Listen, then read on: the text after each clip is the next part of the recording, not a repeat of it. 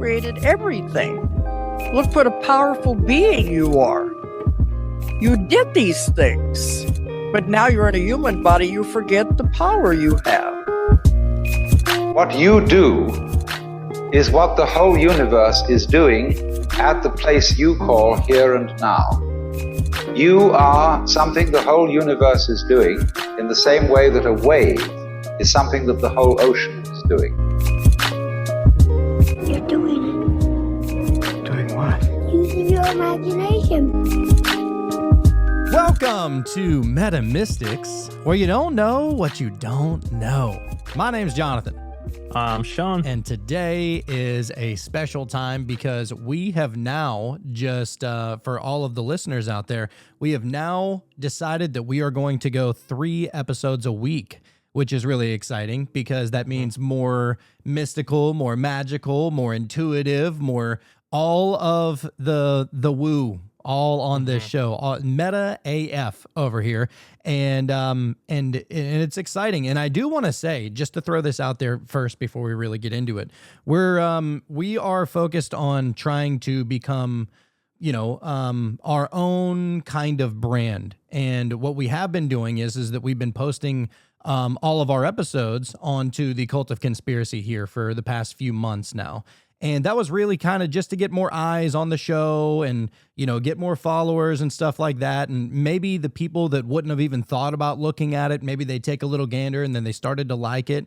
And so we really appreciate everybody that was listening to it on the Cult of Conspiracy. But now that we're going, we're starting to do more episodes, we would like it to be become like a standalone type of show.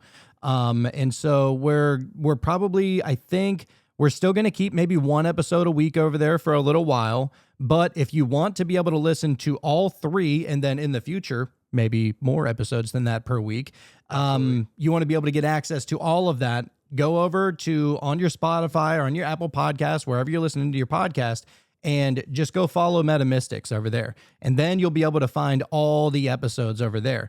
And of course, we have Patreon, patreon.com/metamystics. That link is down in the show notes below. If you want to be able to get the shows a couple of days in advance and completely commercial free and be able to slide into our DMs, all that fun jazz. But as far as the podcast goes, if you're wondering, why am I only listening to 1 Meta Mystics per week?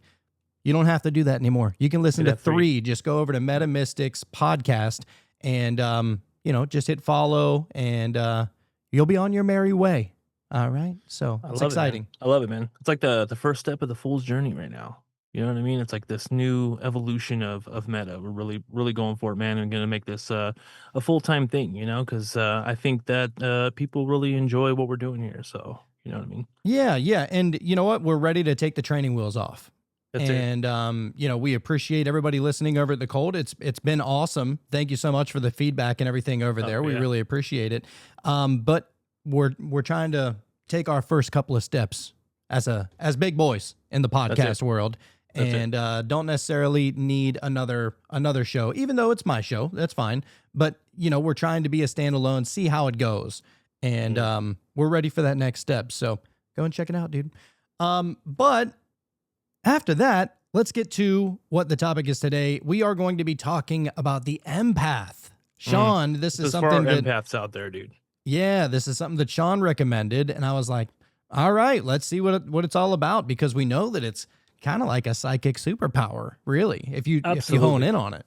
Absolutely. I think, being an empath, that's a whole lens in itself. We can talk about, a certain way of looking at the world, whether it be through different belief systems and this and that. But this is something, being an empath, I think is so much more ingrained already, like even just biologically, not just a belief of something. This is just kind of something that you live by, almost like, because you have no choice. I mean, until you properly integrate it, but yeah, there's definitely, I think, some superpower potential there.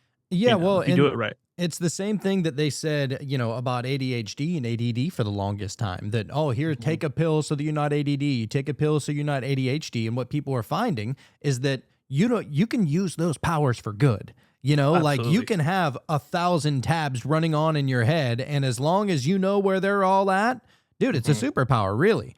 And I think that, utilizing your empathic ability is only going to make you more connected. Maybe you're out there trying to divine with tarot cards or pendulum, or you're just trying to get a psychic download, or whatever it is, maybe astral projection. I don't know if that would help with empathy. I'm sure it probably does a little bit. I feel like it has something to do with it. Being an empath, I think you notice a lot of things that most people probably don't. The subtleties of just human behavior and just little things. And so you add all that together, and then all of a sudden you have like this very rounded, somewhat understanding of just people around you, the energy, what have you. I'm sure we might get into it as far as like how one becomes an empath or how that even happens, at a young age. But yeah, dude, let's see where it goes. Let's go all the way in. So we have a couple of great articles that we're going to be getting into today. But before we do, let's learn a little bit about what being an empath is. And so, what it means to be an empath. An empath isn't just someone who feels deeply. They feel reality itself. They're born with an open channel between the seen and the unseen worlds, translating vibrations into emotions and emotions into understanding. In a world that values intellect over intuition, empathy becomes both a gift and a trial. But if you learn to wield it consciously, it transforms from overwhelm into magic. Empaths are the human tuning forks of the universe. I like that. They sense what others suppress, not through logic, but through resonance. The world flows through them like electricity through a wire. And while that sensitivity can feel like a burden, it is, in truth, a form of divine intelligence. The empath's heart is a portal, an organ of perception that feels what the eyes cannot see. So today we're going to explore empathy not as a personality trait, but as a ancient spiritual power. We'll uncover how it connects to psychic ability, the astral body, emotional alchemy, and even magic itself. And by the end, you'll know how to harness your empathy, protect your energy, and use it as a gateway to mystical mastery. Let's go, dude. You're speaking my language now, I'm Let's excited. transmute this thing. Exactly. It's all about transmutation. Don't let it be a hindrance. It's something that can be, helpful. And you shouldn't be worried about these things that are, it's not a bad thing to be an empath. Right. So Exactly. empathy is the language of the soul. It's clairsentience, the intuitive ability to sense emotion and energy. Empaths don't just understand feelings, they embody them. In this way, empathy is the heart's version of telepathy. Ooh, that's cool. Yeah, dude. I actually, that does make a whole lot of sense if you really think about it. That it would kind of be a clair, because you're picking up on something that a lot of people aren't picking up on. Exactly. And I think this is why, and hopefully we'll get into it, and maybe not, but as far as trying to clear those things at times, because if you're taking on emotional, bearing from other people, picking up other people's feelings or how someone else is, what they're doing with their life, and then you go home and you feel like anxiety or you feel a certain way, you're holding on to this energy that's not even yours, and so I mean it's definitely a heavy responsibility, Yeah. Heavy is the head that wears the empathetic crown, sir. Yes. Indeed. So ancient mystics taught that the heart chakra isn't only an emotional center, it's an energetic receiver. When open, it picks up the subtle waves of vibration from people, nature, and even spirits. Empaths feel these frequencies as sensations, emotions, or inner knowing. What others call intuition is, for the empath, a lived experience. When you tune into your empathic senses, you're entering the cosmic conversation between souls. This is why empathy, when guided, becomes not just a reaction, but a revelation. So there's a couple of quotes that I wanted to get to here that of ancient kind of mystics that have talked about, the importance of empathy. And so I thought that it would be a little bit enlightening. And these are, just a few, and then we're going to get into, obviously, the GOAT of empathy, which is Carl Jung. Yes, dude. But speaking of Carl Jung, let's go to something that he might have said. Jung believed that empathy could open the door to the collective unconscious. Through feeling others, the empath actually tunes into a shared archetypal field that all consciousness participates in. He wrote that intuition arises when one functions as though one were the object. Whoa. So imagine you are it in order to tap into it, right? Yep. Implying that empathic sensitivity allows psychic insight by becoming what is perceived, a kind of energetic merging with another soul field. Makes sense. Yeah. It's so interesting whenever you look into it deeper like that, you know, because I feel like a lot of people have these kinds of tools, and maybe there's people out there that, like, you know, they almost see it almost as like a hindrance. Like, oh man, I walk into a room and I can feel everybody's energy and it stresses me out. You got people that can't even go into a mall because it's like 1,000 different energies that are going on, right? Absolutely. Yeah, you definitely, like, you walk into a Walmart, dude. Oh, it's something else. And then you walk out and you get to your car, and like, you just, at least for me personally, in my personal experience, I get outside and I just feel like, I kind of do one of those, you know, and just kind of do a little breath work, just walk into the car, and then I feel better. You know, but it's like, man, and then there's a lot of things that go into it, man. 'Cause you're listening to things, you're hearing multiple conversations. Like, and I don't even think you're doing it consciously. It's just part of your experience, you know. And so you're taking on all of the energy that's happening around you, man. Big time. I could see And that. I'm sure there's levels to it, you know, for sure. Oh, I'm sure. Yeah, and I feel like probably most people probably have, you know, a little bit of empath in them. Right? Like, I feel like it's probably impossible not to have some of it. Unless you're, what are those people that are all about themselves? There's the narcissist.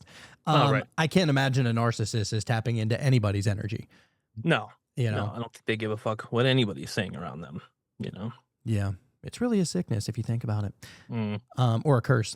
So, nextly, we're going to get into one of our favorites, Rumi, the Sufi mystic. Rumi viewed empathy as divine communion. In feeling another's joy or sorrow, you dissolve the illusion of separation and perceive the beloved or God within them. To him, the empath's sensitivity is not weakness, but a sacred merging. You are not to quote him, you are not a drop in the ocean, you are the ocean in an entire ocean in a drop. In this way, empathy becomes a mystical clairsentience, feeling the unity of all being.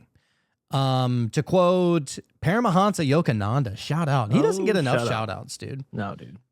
But Yogananda taught that empathy, when spiritually developed, becomes telepathic understanding. As the heart expands through meditation, the empath perceives others' thoughts and feelings as vibrations of energy within the same field of consciousness. In his lessons, he explained that, in quotes, the heart, when purified, becomes the receiver of divine intuition. So it's all about the heart, is what they're saying, is that heart is essentially, you know, we talk about the third eye kind of being the antenna to pick up on these things. Yeah. The heart, in the heart chakra, however you want to look at that, it almost helps tune it even better. It's like It's dude, the even feeling center, you know? even Aleister Crowley said the same thing.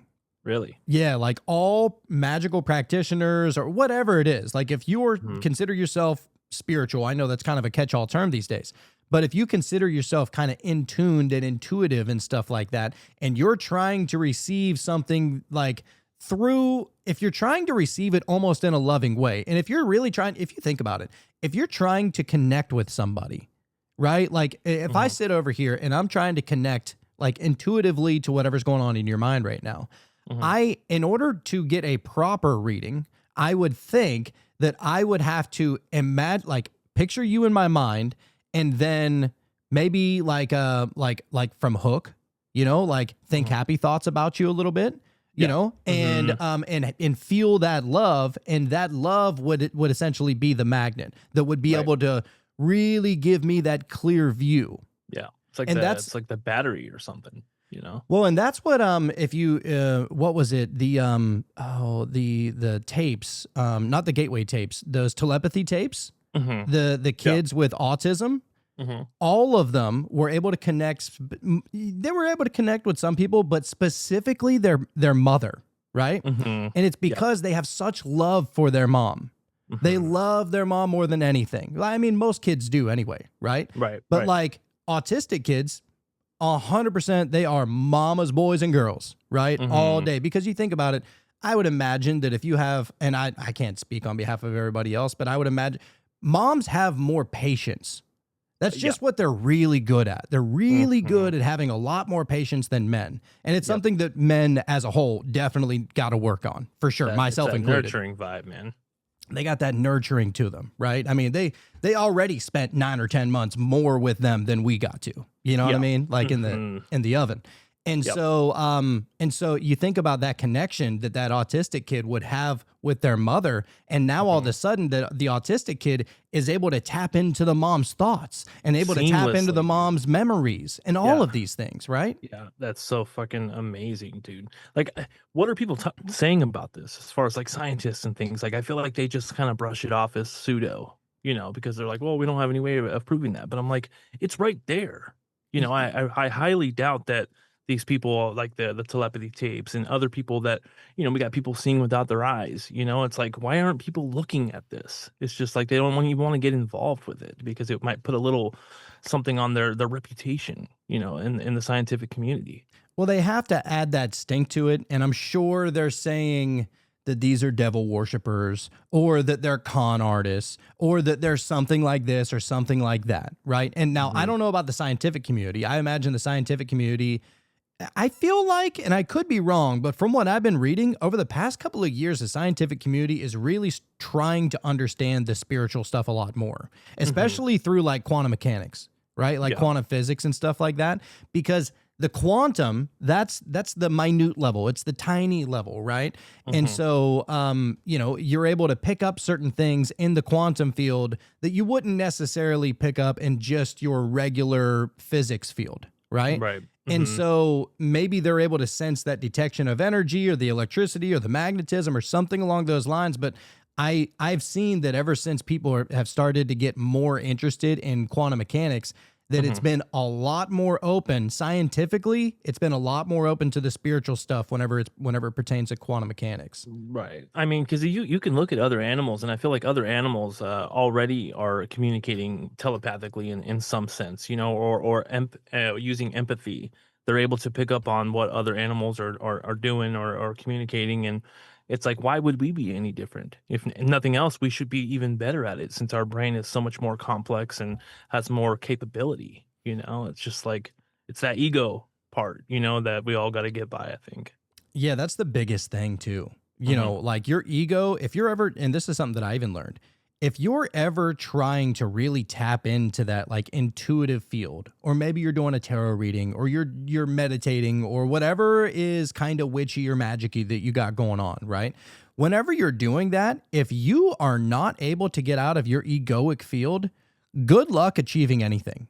Like it's You just just won't. not going to work. You have to Hmm. completely distance your own self from it. And it's Hmm. difficult because you're the one that's mixing the cards. You're the one that's interpreting them. You know what I mean? But Yep. you get to this point where you understand that, like, and this is something for me anyway, you get to the point to where you see yourself as the higher self in those situations. Yeah. Like, Mhm. and that's the only way to really achieve it. You Yeah. want to call it your higher self, you want to call it God, you want to say that you're your own spirit guide, or people that say, oh, my spirits are giving me that. That's totally fine. Whatever it is, make sure it's a vantage point that is higher up than your own physical human vantage point. Mhm. Yeah, because that physical human vantage point is going to be the version of you that even though you just saw something amazing, whether it was in the sky or some synchronistic thing that just seems impossible but very personal to you, and you would experience something like this and then almost instantly go, okay, well, maybe not even instantly, but just like start to question it and be like, okay, how can I explain this away? And I don't know, maybe that's just a protective mechanism to keep you from totally spiraling into some strange land where nobody understands you or gets you. Maybe there is some survival instinct there trying to protect you from going all the way too far to where people don't even want to talk to you. Maybe there's something to do with that. But when you experience something just amazing, and or like let's say you you have a little trip, or a little vision quest, and you connect with nature, and you feel that oneness that everybody else. You've heard other people explain this feeling of oneness with everything, and scientists aren't going to go, "Oh, tell me more." You know what I mean? They No. just need to go and experience that. That's a personal thing, I think. And so, Yes. Yes. but I yeah, mean, there's definitely more going on that meets the eye, and I think a lot of that happens in the heart, and as far as what you're able to feel, not necessarily be able to articulate and get someone to believe. And to be honest, I don't even think it matters. Like if nobody believes the experiences you're having, it shouldn't matter at all. yeah, If you know yourself and you know the feelings you're getting, then that's for you. It's not for everybody. that's the thing. And, and it's been a hard road, like just coming from a personal standpoint, because whenever I like learn something or I figure something out or I get a download or I have some kind of epiphany or, something, I instantly want to tell everybody about it. And the people that like don't get it or just don't connect to it or don't believe in it, I would get frustrated, and I would be like, my God, you just don't understand. Like, I'm telling you, this shit is real. Whenever I do a tarot, like, you know what I mean? Whatever it is, whatever spiritual craziness that happens in your life. And what I've found is that, you can't force people. Like, especially whenever it comes to anything spiritual, you cannot force your beliefs on anybody. And it doesn't matter. Maybe they're into paganism. Maybe they're into witchcraft. Maybe they're into this. Maybe they're into that. Everybody has their own kind of looking glass to the other side, right? And so whenever you're trying to talk to somebody about this kind of stuff, you almost got to say it in their language. You know what I mean? And that's kind of like what I've learned along the way. Like, I'm sorry, we're not going to convince like a Muslim to not be Muslim. We're not going to convince a Christian to not be Christian.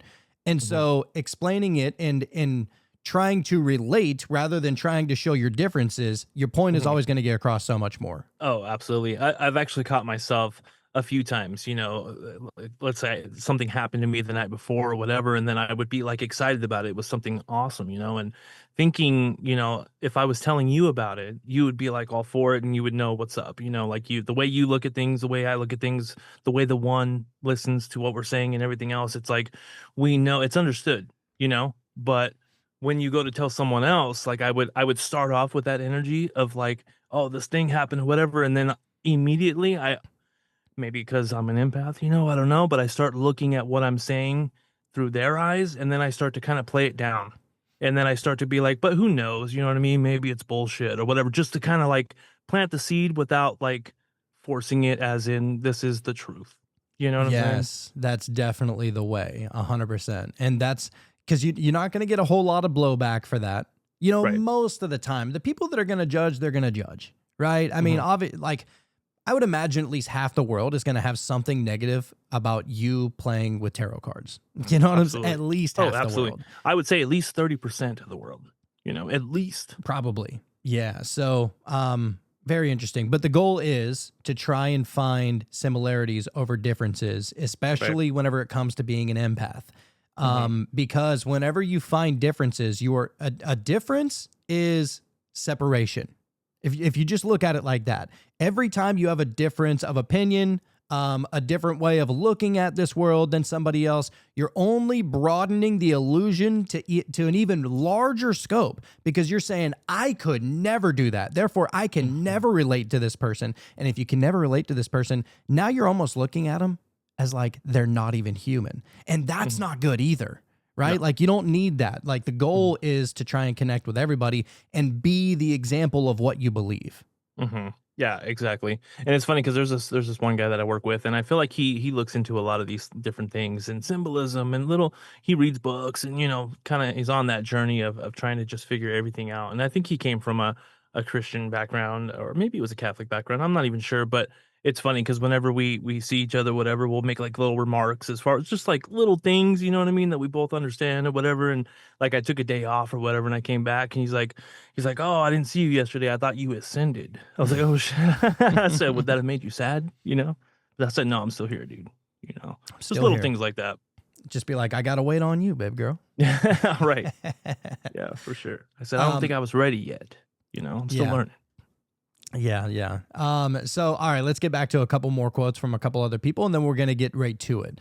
And I wanted to bring up some of these quotes from the more prominent kind of in-tuned kind of people, and it's really across the board.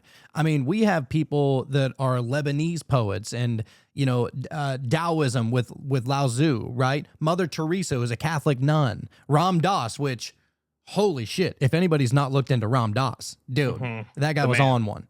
Yep. And I think he died in like 2019 or something like that. Real recent. Really? Pretty recent, huh? Yeah, love him. Loved and love. But just to get to a couple of more people. Oh, how about this one from a Vietnamese Zen Buddhist monk? His name, and it's a tough sounding name, but I'm going to try it. All right. Thich Nhat Hanh. Yep. Let's go with nailed that. it. Thich Nhat You got Hanh. Empathetic perception was a form of deep mindfulness, he says. The direct awareness that we enter are. Oh, that's interesting. So it's a direct. We enter. We like instead of interconnected, you say you enter are.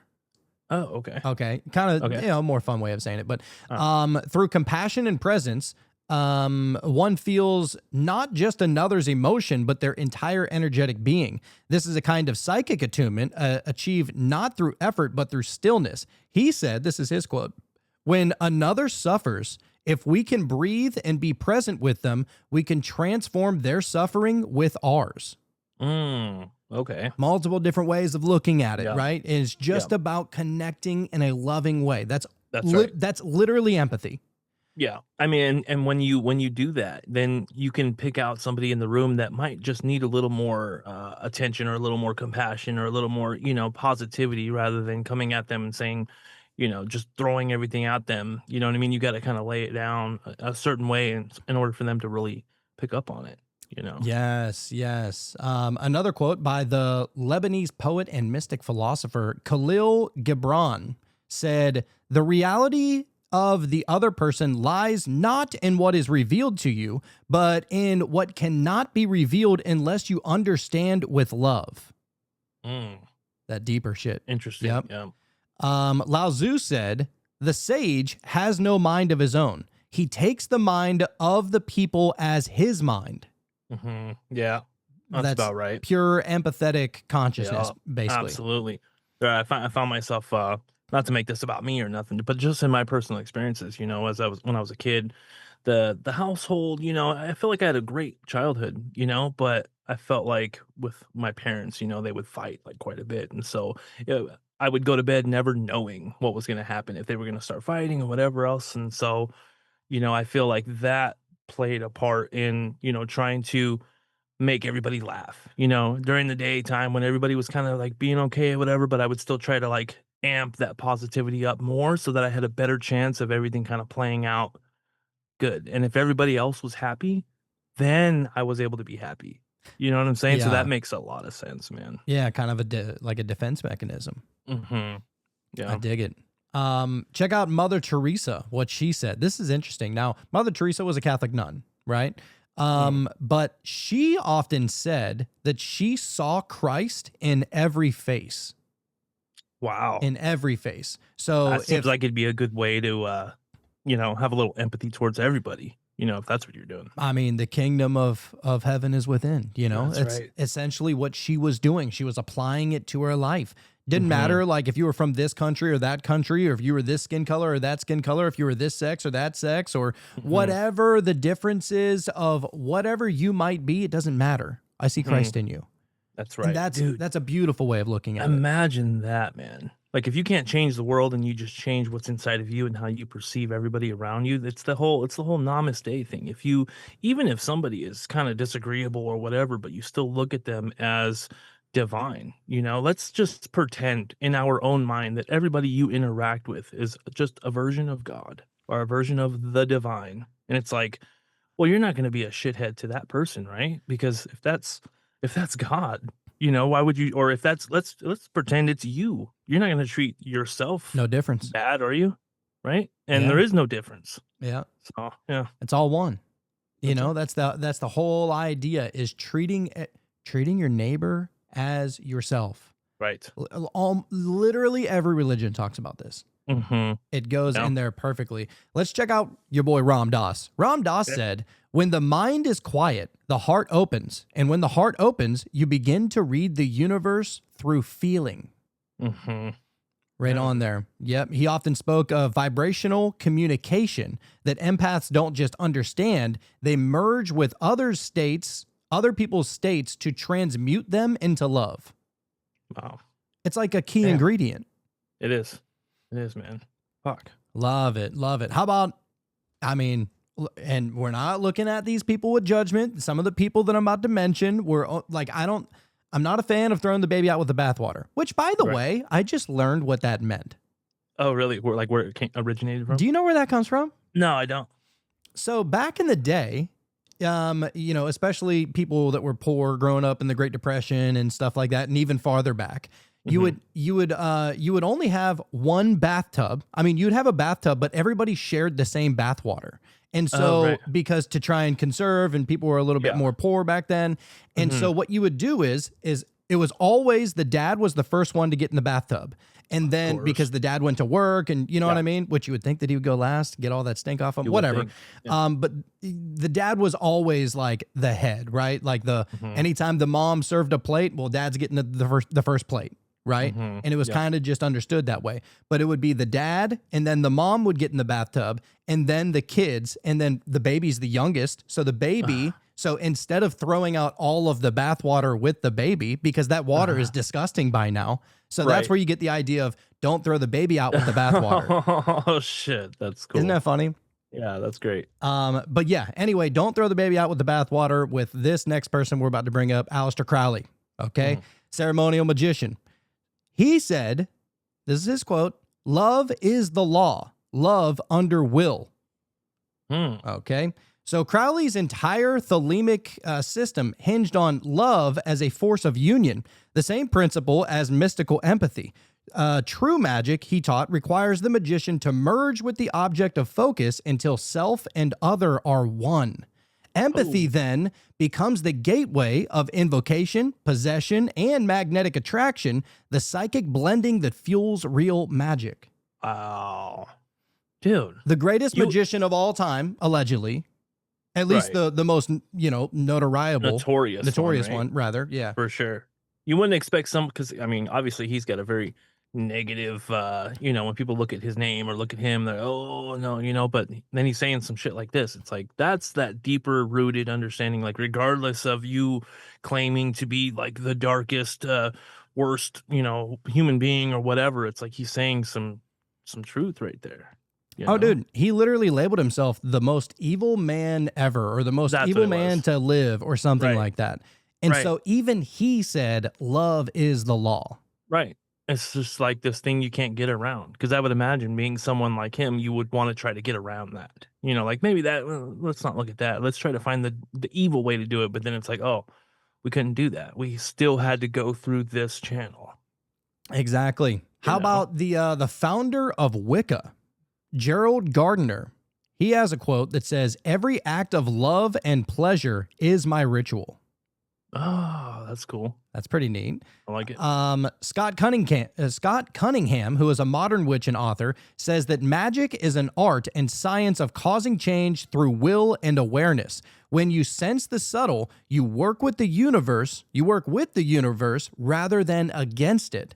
So Cunningham saw empathy as energy literacy. The empathic witch is a healer and a channel, able to sense imbalance and direct energy to restore harmony. He taught that developing empathy increases psychic accuracy, charm work, and spellcasting power because it connects you emotionally to the forces that you invoke.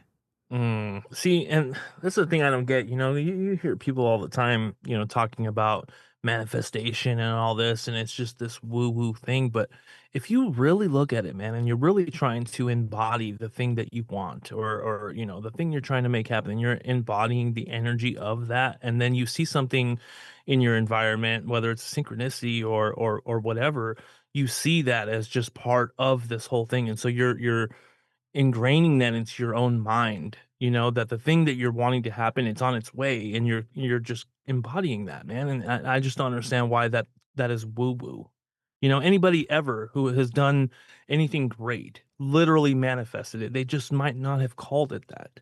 Well, it's You I know? think that it's a little bout of ignorance, to be honest with you, and not ignorance out of like, and I'm judging anybody whenever I say that.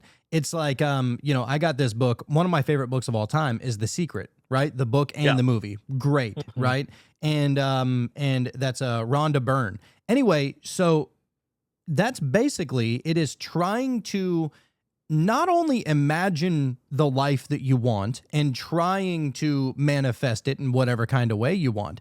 You have to imagine what it would feel like once you have it. And if you Mhm. think about it, most people, whenever they try and quote unquote manifest, it's a wish. It's like rubbing on a fucking magical lamp for a genie or, Right. you know, things like this. And Hope, right? it's a hope Right. thing. I believe that it's going to happen. No, you don't. Yeah. Like, because in your mind, and to be fair, it's something that is difficult to learn, to know that you have to literally shift your energy into you already have it.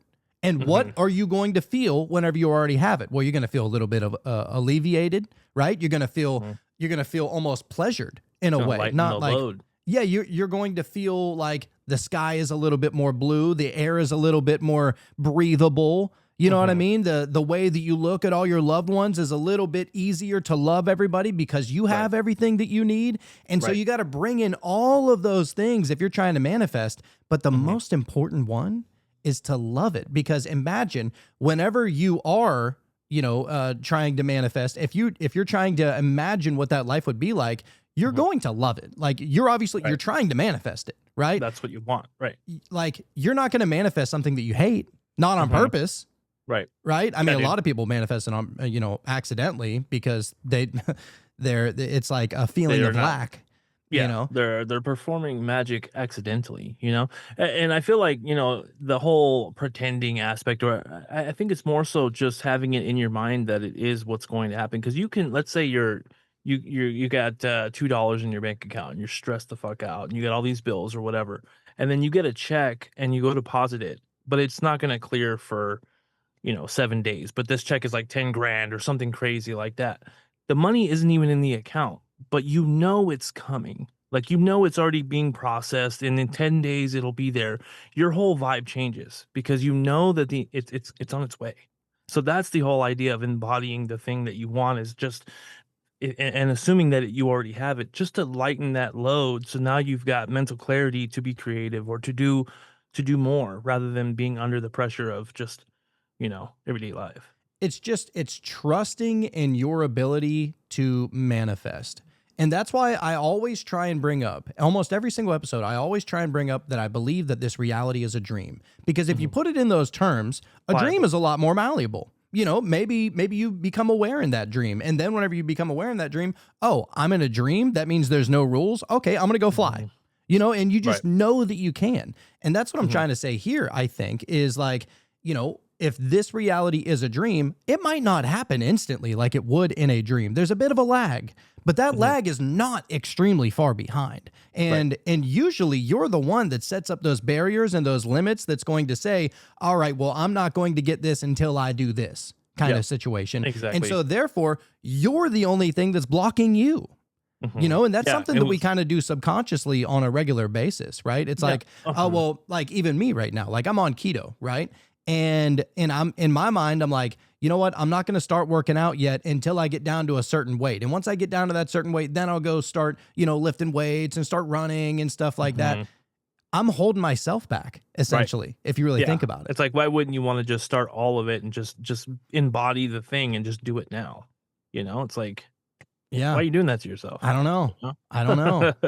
In my It's all mind, a it mental sounds game, right. dude. It's Yeah. all a mental game. So, how about this one? Sylvia Brown. Sylvia Brown, the famous psychic, Yeah. R.I.P. I actually just bought a couple of her books. Did you? Yeah, from the thrift store. They were like 50 cents each. It was awesome. Right. Um, She was in tune, right? I know, like, later I think there was some things that came up about her. I'm not sure, but like she was definitely tapped in. I think she absolutely was. And here's the deal. The people that say that, say anything bad about a psychic, I honestly believe it's because they don't understand how being a psychic actually works. You know Mhm. what I'm saying? It's like, oh, how did you not see that one coming? You're a psychic. It's Mhm. like, it's not always that clear and that obvious. And Mhm. there's different levels of being a psychic. Some people are just learning. Some people are learning on top of, right past the beginner stage. Some of them are very well seasoned vets, but even the seasoned vets like Sylvia Brown, it's not like she had a crystal ball and she knew every single thing, Right. you The know? knower of all things happening, at once. Right. You can have a dream and wake up and be like, what the hell was that about? It was your dream. You experienced it personally, yet you got to sit there and kind of let that develop it or try to really analyze it and figure out what's your subconscious trying to say. It's like, and that's your own brain. Yeah. Now try to, predict everything in the world. Like, that's not how that works. Right, right. Usually, you only become aware to the stuff of which your intention is guided to. Exactly. Yep. So that being said, Sylvia Brown, she said, empaths don't just feel for others, they feel through others. Mhm. So Sylvia emphasized that empathy is one of the psychic clairsentience. It's the felt sense of another person's emotion or vibration and can evolve into physical sensations of energy, intuitive healing, or mediumistic perception. To her, empathy is a channel through which the soul communicates directly, bypassing intellect. Mm. I think you have to do that. Perfect. Because your logical mind is going to say otherwise, or not even really understand why you're making those decisions. So you almost have to bypass the logic. 100%. And how about Israel Regardie, who was a student of Aleister Crowley and he was a Hermetic magician? He said, I don't know if it's a he or a she. I would imagine, whatever. They said, whatever it is. The heart must be open before the mind can command. Wow. You know Yep. what that reminds me of? What's that? Well, the gentleman telling us about seeing without his eyes, and the figure eight going into the mind and into the heart and then back. It's Yep. like, fuck. Yeah, dude. Yeah. It's shout out to Starwalker. Yes. Stud. dude. Jamie Starwalker. Yeah, he So was the cool. man. But anyhow, Regardie viewed empathy as essential to ceremonial balance. So it was a dude. He warned that magicians who suppress emotion become mechanical sorcerers. If you suppress emotion, you're a mechanical sorcerer, like an intellectual sorcerer, right? Okay. You're never going to get all the way there, No. right? Mm-mm. Empathy in his system keeps magic human and divine. Mm-hmm. The heart's magnetic field amplifying the will. So look, we can go on and on about a lot of these people. You know what? We'll bring up one more, Eliphas Levi, because you have to. Okay. So Eliphas Levi, he was a 19th century magician, but he said, to know, to dare, to will, to keep silence. So Levi said the astral light, the invisible medium connecting all minds, can be sensed through feeling. Empathy, he implied, is how the adept touches the astral current, tuning into universal emotion and thought. Wow. That's They all fucking say awesome. it. They all say the same Yeah. thing. Doesn't matter Yeah. what you are. You're a witch, you're a magician, you are a Catholic nun. You know what I mean? Like basically everybody's saying the same thing. You have to be in tune with that. And so that's very important. So there's a couple of articles that I did want to get us to real quick. Oh, by the way, we brought Marv back. Yes, Okay, he's just want to back. throw that out there. Yeah. We felt a little lonely, a little naked without him. Yeah. You know, we had to throw some respect on it. we need somebody to guide this bus. You know what I'm That's saying? Mhm. And so he's back. He's back to really steer it in the right direction. The first article that I wanted to get to is actually you know what? Is this the first one? Oh, this is what I wanted to read right here. So, how are you able to tell if you're a psychic empath? This is by SciReading.com. All right. They said, recognizing if you are a psychic empath involves identifying specific traits and experiences. Psychic empaths often experience others' emotions as their own, have deep compassion, and may feel physical symptoms in response to others' feelings. They typically require solitude to recharge and have a strong affinity for nature. Your signs might include feeling overwhelmed in crowded places, which we kind of mentioned earlier. Yeah. Being easily affected by other people's moods. That's an obvious one, Check. right? Yep. Having a strong intuition.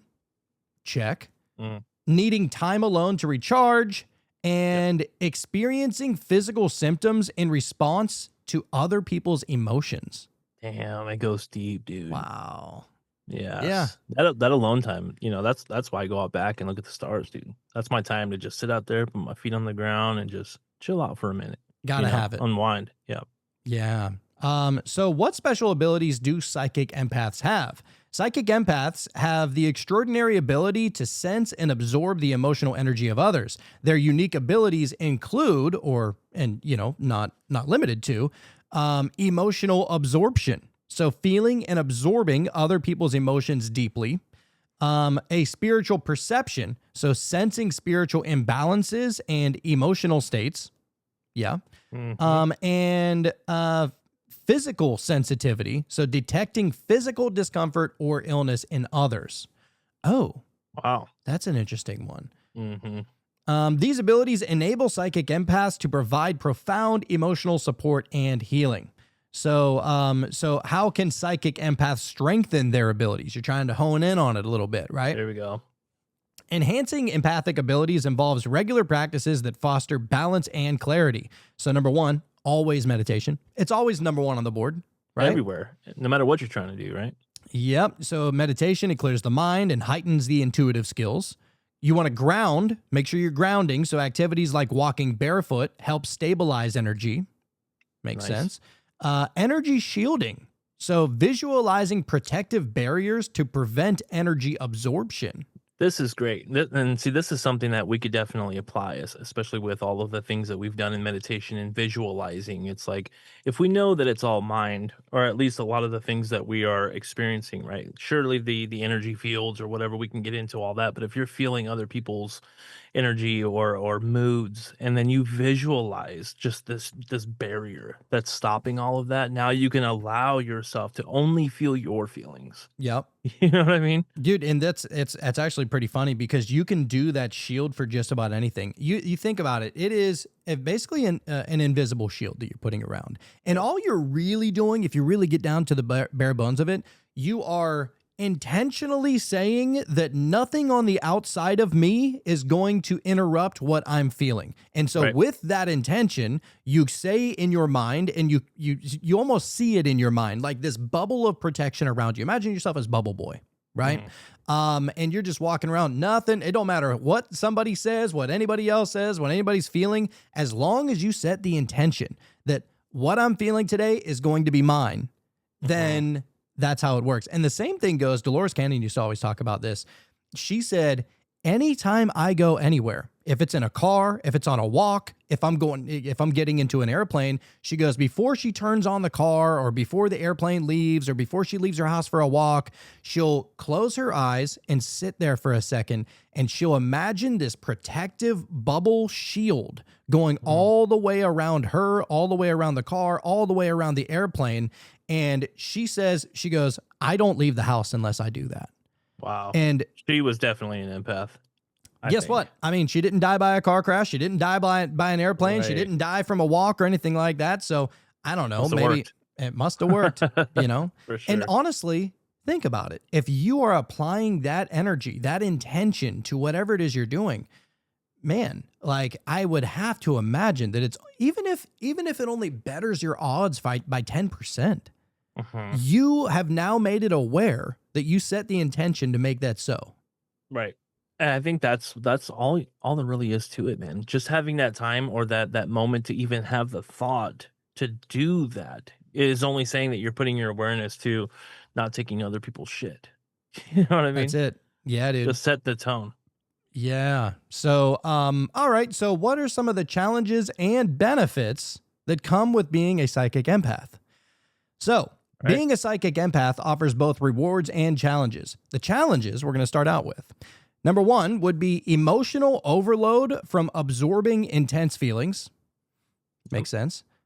Difficulty setting boundaries. So maybe you can't build that bubble around and you're having trouble visualizing it.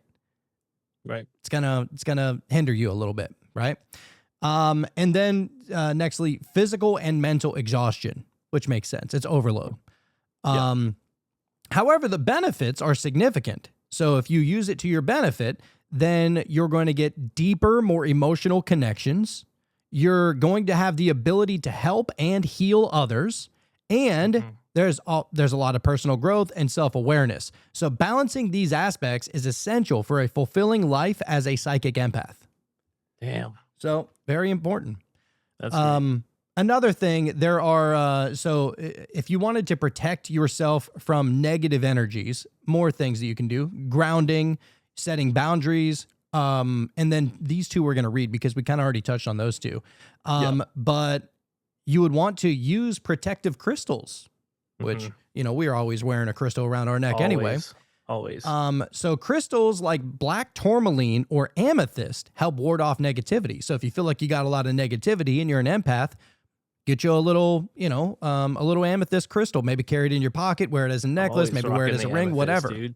Yeah, that's what I got in every episode, man. Is that what it is? Amethyst. That's it. Get out of here. I didn't know that. That's my birthstone. Wow. Yeah. All right. I like it. And then regular cleansing. So methods such as smudging or bath salts to cleanse the aura. Perfect. Yeah. Yeah. Makes sense. Smudging. That's like the not incense, but Sage. Sage. Yeah. I couldn't think of that word for a second. I love sage. You know what the problem Smells is great. though? Is that I'm over, so I'm staying at my parents' guest house for the next few months. My dad hates the smell of incense and sage, so I can't do it over here. Oh, I'm like, no. come on. Just go outside and do it real quick, you know. I know, just air it out a little bit. Yeah. That'd be the way. So, all right, now we're going to get to, this is actually empathy through the lens of Carl Jung, right? Okay. So Carl Jung was on one, right? He was a psychoanalyst. He was a therapist as well, but really, really wanted to focus on the mind. He talked about all these archetypes that we keep in our mind and everything, right? But he really had a lot to say about empaths. And I want to say too, if I'm not mistaken, I don't think he actually called it an empath, but I could be wrong. Well, let's get to it. So this is from a website called Integritas Prime. Interesting. Integrity for transformative leadership. I like it. So it says, a client recently shared with me a video in which Carl Jung breaks down what empaths are and our role in the world. It was quite a journey, this video. It felt so resonant and seen, or I felt so resonant and seen, such an articulate description of my life journey I have not heard before. Let me summarize Jung's perspectives with some examples from my life journey. See if this resonates with you. So this is actually really interesting. So there was a video, and it's like 45 minutes long. You know, I wish we could just sit here and play it. Maybe we'll put it down in the links below. But it says, number one, what he talked about was the awakener in unconscious dynamics. So Jung maintains that the empath is not a healer, but an awakener, someone who can feel all the residual emotions of generations and even centuries. He says the empath is the archetype of the wounded mirror. The collective unconscious does not respect boundaries. Empaths feel all the emotions, and largely these emotions are not their own. Empaths may assume that they are sensitive or broken. This assumption is a pathway that empaths must take into their psyche. On this journey, they encounter autonomous complexes born of trauma, which are projections of many families, communities, and cultures. Awakening comes in phases: disillusionment, surrendering to the world's burden, setting boundaries, and a sacred perception of one's role as a witness. I was told by my acupuncturist in my first ever session that she could smell the burning of generations of anger of abused women. Oh my God. Whoa. This was the moment I realized I was releasing much more than my own pain. Okay. Very interesting. Nextly, we have the Alchemist of Collective Shadow. Oh, I like it. So, if empaths can withstand all these emotions, they become alchemists who make revelations disrupting the ego's fantasies. The collective shadow contains racism, war, genocide, betrayal, abuse, but also joy and sacred knowledge. The awakened empath doesn't only weep for suffering, but for the loss of the ecstatic and the light that society refuses to see. Jung's overall message is that the empath is not here to fix, but to bring light to the truth of what we need to acknowledge our pain without judgment. It's just shining a light on the shadow, That's all that it. shadow work. I mean, That's Jung it.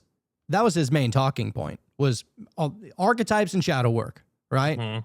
Yep. So yeah, it makes sense. And then we get to the witness part. Empathy fused with shadow work is revolution, what Jung calls entering the darkness as a guide to witness without merging. The empath stands at the edge of the abyss and holds space, not as a sponge, but as an oracle. The empath's role is to say, I see you, but I am not you. Mhm. Interesting. The oracle is on the fringe between worlds, and often the oracle is punished. This is part of the empath's journey to be ridiculed for pointing out what others cannot yet see. Mm. Yep. Man, interesting. Then you got the presence of power. So empaths carry ancestral memories. Their symptoms cannot be explained by trauma alone, according to Jung. The empath is chosen to carry the unlived stories of the world. Empaths experience depression and other pains. They are terrified of their own power. Sean, you feel that way, bro? Hey now. Talking about me? What's going on? Yeah, dude. Wild. Terrified of their own power. Their power, when misunderstood, becomes codependency, but when understood, is transformative. They don't need to fix, they simply see, and in their seeing, others remember what they are. This is the medicine of the empath, healing by being. They are not meant to be helpers through service, but through revelation. Their nervous system is permeable, always allowing the collective, the ache of the world that is moving through them. Dreams of empaths are mythic because this is sacred, mystical work. So these are actually these are his quotes that we're reading right here. Okay. And then that's what I was trying to figure out, because she was like, I was trying to see if this was her interpretation of it. But Right. no, you can see that her part is the italicized parts right here. Mhm. Yeah, I think we're gonna have to definitely find all of it, because I'm sure he wrote a shit ton of books. You know what I mean? So we're just gonna have to find all of his books. That way we know we're reading his words. Because man, he knew his shit, dude. He did. Yeah. Then he talks about the solitary sojourner. So the empath travels alone, but aloneness is not loneliness. Mm. Yeah, dude. We've talked on this before. Yes, we have. The empath must retreat from society as preparation to receive visions. Empaths embody the living antidote to unconsciousness. In ancient cultures, the empaths were the shamans, oracles, and visionaries. How about that? Okay.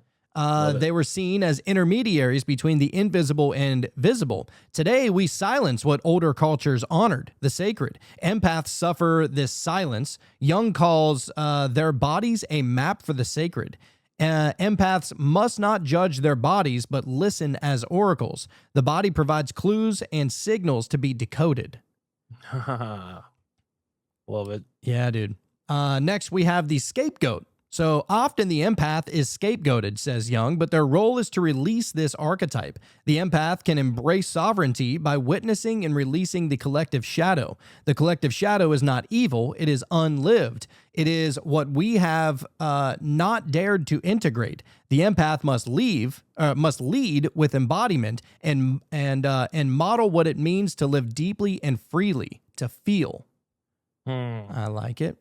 And that could be hard too, man, when you're too busy fucking feeling everybody else's feelings, you know? I feel like that's why, empaths typically develop that people pleasing aspect of themselves. If you think about it, it makes a lot of sense. If you're pleasing everybody around you, then the energy that you're feeling and absorbing is then better, right?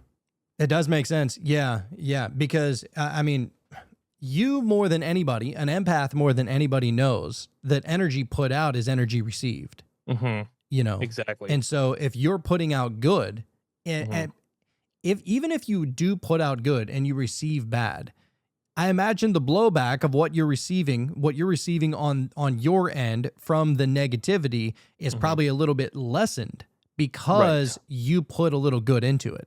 Right. But see, then, the people pleasing aspect of it could also be bad, because if you're just people pleasing at your own expense, you know what I mean? You're still in a negative. You're still in the hole, Right. right? Yeah. Now you live to please. Now, yeah, now you're not even living for yourself. You're just living to kind of, make everybody else's day better, Yep. right? Dance monkey. That's it. Yep, that's it. So next we have the compass. An empath's inner feelings are a compass, providing guidance. The unawakened empath seeks validation. The awakened empath seeks catharsis. The mature empath seeks connection, not fusion, between sovereign souls. Feeling is not enough. Discernment is necessary because not all suffering is theirs. The empath must learn which energies are theirs to witness. Emotional chaos is not spiritual depth, and Jung maintains that the empath's goal is to refine feeling and become a chalice, an ancient symbol of mystery and sanctification. Learning to hold suffering without becoming it is the path. Learning to hold suffering without becoming it. Right. You can know it, you can understand it, but it doesn't have to be yours. Yeah. Feel it just enough to understand. That's it. And then transmute it. Or Don't embody help, it. help heal somebody or whatever you want to do with it. Dude, imagine that. I mean, what we're saying here potentially is that if you are able to connect to somebody else's feelings and you're able to, even if you let it soak into yourself and then you're able to transmute it for them. Right. In the best probably way something. possible, because you're looking at it, all of that pain and negative energy literally through their eyes. You know what I mean? You're not seeing it from your lens. You're literally feeling it how they do. Yeah, right. So that's a whole nother level. And that's where people get in trouble because, people always want to offer that quick fix. And the people that are feeling that suffering or feeling that sadness are like, yeah, it's easier said than done. That doesn't help what I'm feeling right now. Right. And so if you really try and connect with what they're feeling in an empathetic way, then Got a whole nother angle. Then you can say, all right, this is how we can possibly transmute it. And you put it in like a we transmute it kind of situation. I bet you that's it. Exactly. And then there's coherence. Obviously, you knew coherence was going to be coming up here. Of course. But empaths emit a field of coherence, according to Jung. Others feel it and soften in the awakened empath's presence. They are seen. To see without judgment is the rarest form of love. This is love the empath is capable of only once they have embraced their own shadow and divinity. Then the empath can see in ways that are catalytic. Their being becomes 1, a mirror to reflect what others cannot yet name, 2, a magnet to draw from people what is hidden, and 3, a map to model the journey from unconscious fusion to sovereign presence. Little process there. I like it. Then there's the sacred symbol. So it says the empath is not born to heal. It's a side effect of their presence, says Jung. Their job is to awaken, to reveal the gold within the shadow. An empath is the dream's custodian. The dreams of the empath are transmissions. When the empath studies their dreams, they unlock their own mythologies. Living unconsciously haunts them. When they awaken, they become authors, they become the living text. This awakened presence disturbs, liberates, and says, I am here fully, and in my being, I invite you to awaken. This work is uncomfortable but sacred. Sacred things don't ask for approval, they ask for integrity. The empath must ask, am I aligned? They must stop trying to be understood, but live as a symbol. Symbols don't explain themselves, they initiate. An empath is a living symbol of wholeness, not perfection. So there we go. It's pretty interesting to look at it that way. I don't know, it's almost poetic to look at it this way, which I guess it would be poetic if, you're kind of doing it from love, Absolutely. And and once you start doing it consciously, you start understanding the things that you're feeling, and instead of just kind of living instinctively and taking on everything as your own and not even being aware of it. The first step is just becoming aware of it. Okay, now every day going forward, you're keeping that level of awareness up as much as you can, as far as the subtleties, the subtle energies that you're feeling or whatever. It's like, okay, now you can understand that some of that isn't even your own. And so, yeah, man, this is great, man. Yeah. So just 2 more right here. The first one, or the second to last one, I guess, is the reflection, not repression. So empaths transmit the new frequency. Jung inspiringly describes it as empaths teaching by refusing to numb. Empaths feel as an act of creation. New myths, archetypes, and new ways of belonging are being birthed. An empath is a myth maker. They don't live according to the myths handed down by a wounded world. They create symbols for what the culture has not yet named. They're not here to fit into the existing paradigm, but to bring in a new order, an ancient wisdom that lives in the heart and gut. Damn, that's a mystic right there. Yeah, we all got it. You know, That's it. just tapping into that field. Yep. And finally, boundaries, right? Which we kind of touched on a little bit earlier. But empaths, it says, must unlearn the savior complex. Got to unlearn that. You can't save everybody, That's right? what I'm saying. It's so ingrained, man. Especially if it's come from your childhood. You know? Yeah, it's woven all up Constantly in trying there. to transmute the environment around you. Well, it says they must unlearn the addiction to approval. Damn. Damn. And that they are valuable, only for what they can give. You need to forget about that. Jung asserts that empaths are valuable because they feel and remember. Remembering is the gift. It is a lonely path, but the soul does not seek comfort. It seeks coherence and truth. The empath becomes radiant and directive, not by force, but by presence. Not by trying, but by being the mirror, the chalice, the threshold, and the symbol. Not to heal, but to awaken. Not through ideology, but through intimacy. Not through performance, but through presence. Not through avoiding pain, but through embracing it as the gateway to wholeness. Damn. You no longer have to seek that validation outside of yourself, you know? You just have to know it's there. Yes. That is a beautiful way of looking at it. So here's a Substack that I wanted to bring up, and this is by Schematic Etheria. What an Okay. interesting name. But she says, make clear empathy your superpower. So I was like, Yeah. here we go. This is what we're trying to figure out, right? Says, at the slightest suggestion of sadness. Oh, wait, let's not go in there. That's more of a personal thing, I think. But what is clarempathy anyway? So clarempathy is a gift of the spirit. It empowers us to connect with others without losing sight of ourselves. As a kind of psychic sorting hat, clarempathy helps us discern which of the emotions we feel belong to us and which do not. This ability helps us honor the boundaries that separate self and other, giving us intersubjective contact with other minds while keeping us rooted in the soil of our individual consciousness. Above all, clarempathy makes us intimately aware of our inner landscape, encouraging us to grant ourselves the same compassion we so readily offer others. In its mildest form, clarempathy balances internal energies, helping us maintain our unique vibration even in the face of forceful opposition. So when we access the inner world of another, we do so from a safe distance without being swallowed whole. Yeah, Damn. pretty solid. Skilled clairempaths tap into, disconnect from, predict, and even affect change in the psyches of others. And while this may sound a bit woo-woo, this ability is far more down-to-earth than it seems. We've all experienced collective emotions, whether it's the excitement of a crowd at a sporting event or the mournful anguish of a funeral procession. We are, in fact, instinctively connected to one another. So when I say that clairempaths can predict and affect change in the moods of others, I simply mean that they have the intelligence to accurately sense how others feel in response to a given stimuli. Damn. That's an interesting way. So for this example, a clairempath might sense anger in someone intensely, as if it were their own rage, yet they know for certain that it is not their frustration that they're experiencing. Dude, I know for a fact I felt this plenty of times. Yeah.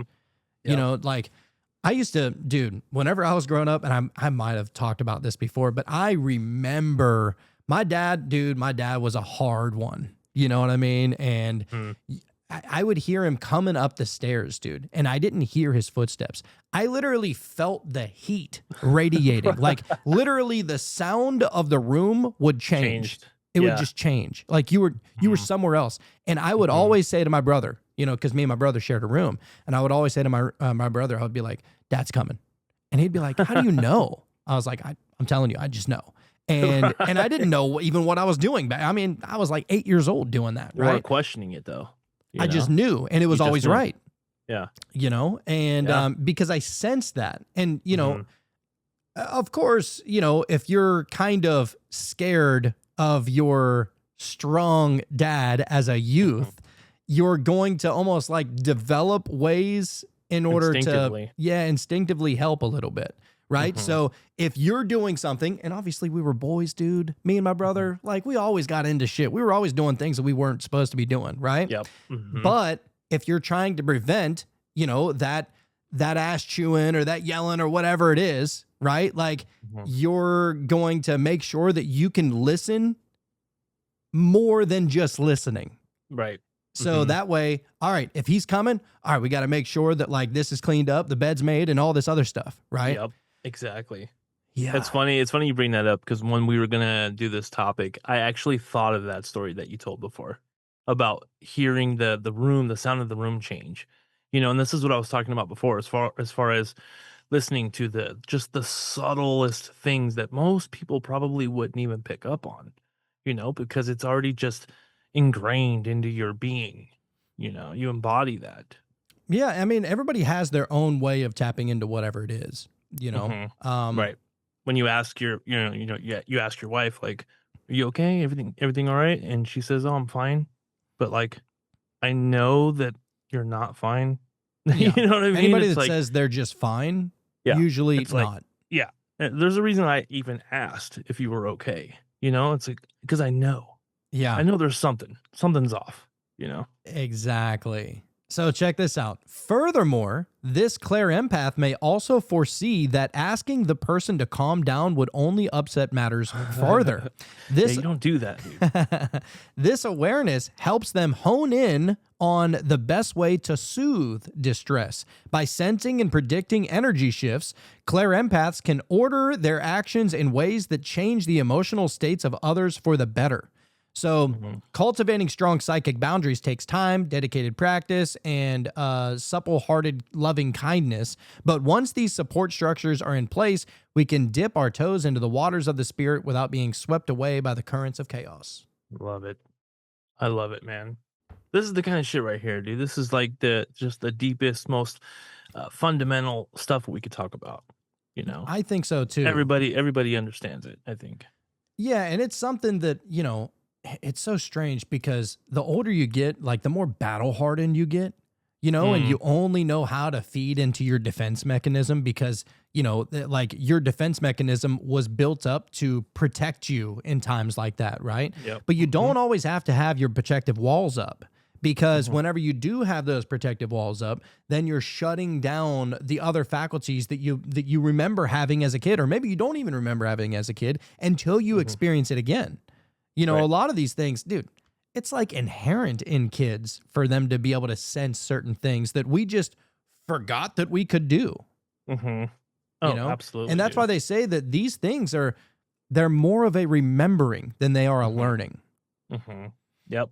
Yeah. I mean, as we got older, dude, we got more and more into the physical things in the world. We're always worried about, the bills coming up or, the yard work that you got to do, or you got to be at work at a certain time and there's going to be traffic and you're constantly just in this never ending cycle of just dealing with the physical world around you, but there's also those non-physical things that are always happening. And if you don't shut those down and you really can be just aware of them, then just imagine what you can do, and they always say, you change yourself, you change the world. So if you understand those feelings that you're having, and maybe you're just picking up on someone's bad vibes or whatever it is, and maybe even that day you were already not in the greatest mood, but you pick up on something and you can understand kind of what someone else is going through, then there's so much more room for that extra little, just a little bit of extra compassion, and Dude, yeah. And you're able to connect so a little much. bit more too. exactly. Because like I said, in a world like today, I mean, And I even, I listen to a lot of podcasts, and I don't listen to a lot of the same old stuff that I used to listen to anymore. Not that I don't like it. It's just that I'm trying to learn more. Right. And so I've been listening to, like witchy podcasts, and they'll talk about, tarot, and they'll talk about their intuition and stuff like that. And, I'm always just trying to pick up on the tiny little details that like they kind of leave the breadcrumbs to learning what they do. And because I'm trying to become a little bit more intuitive like that, right? But even some of them, and I'm not going to throw any names out there, some of them are still like, oh, I just have such a hard time. Like, I just can't stand MAGA supporters. I'm like, you're drawing the divide on purpose. Like, I get how somebody might not like somebody because of politics.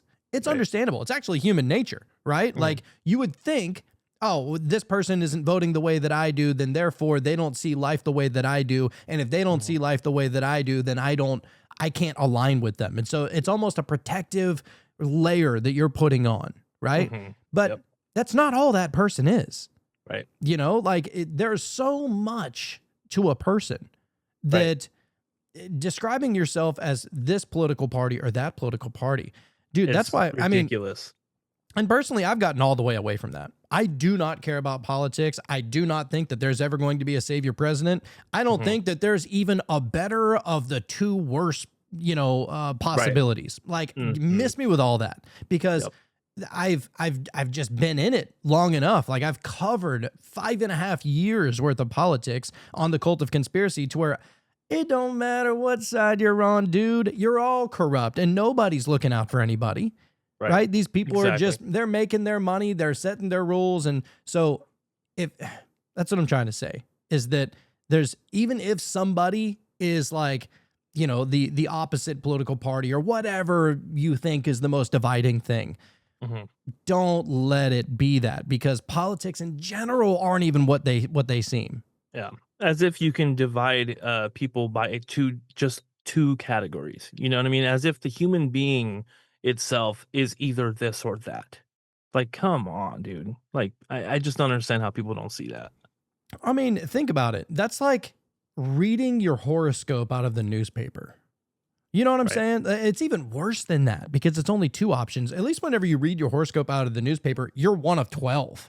You know what I'm saying? And even that's not correct. Because it doesn't show the details about, well, which city were you in, and what time were you born, and all these other details, right? And so it's like, you can't put everybody that thinks differently from you in a box. And that's what we're trying to say here, is that if you start to understand that people are so much more like you than you think, then you'll be able to connect with them a lot easier. Yeah, definitely. I think there's definitely a lot fewer differences that we have. You know what I'm saying?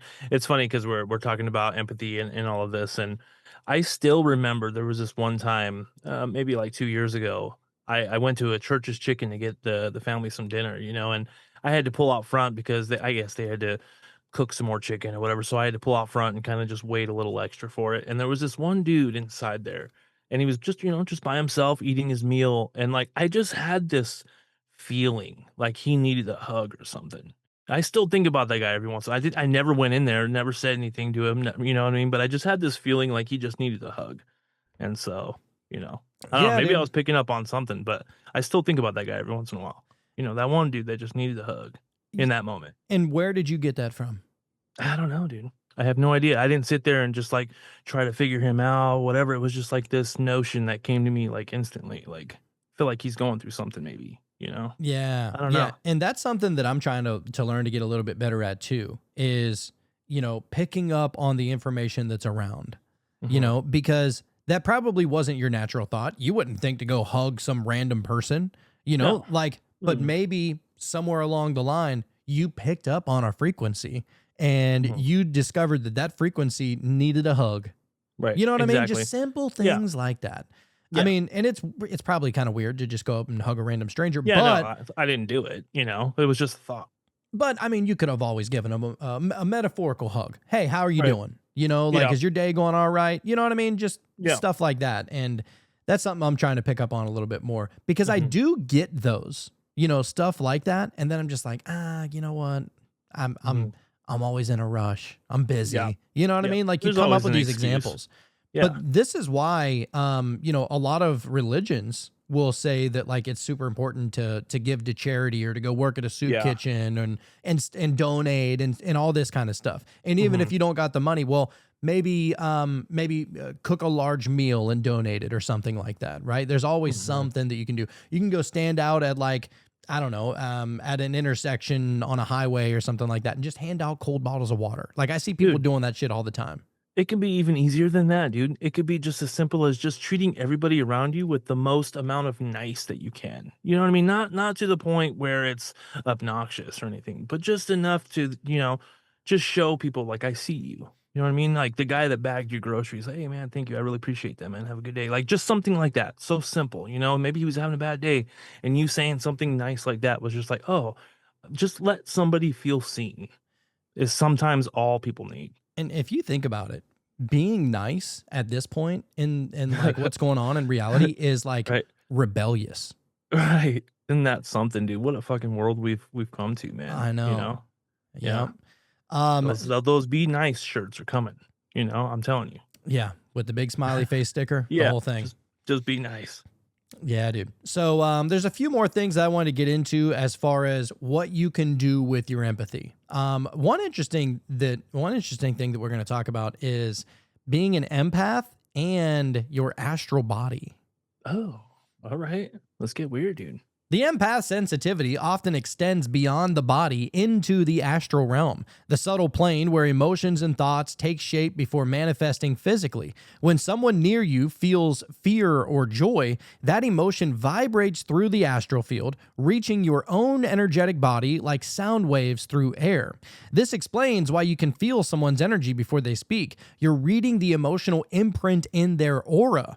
But without that awareness, this connection can drain you. Cleansing rituals, meditation, and grounding are crucial for keeping your astral body balanced. So your astral body, whatever your energetic body is, they're calling it astral body here, but same thing, right? Like we all have an aura, we all have an energy that extends outside of our body. And if you think about it, like, dude, can you see Wi-Fi going into your phone?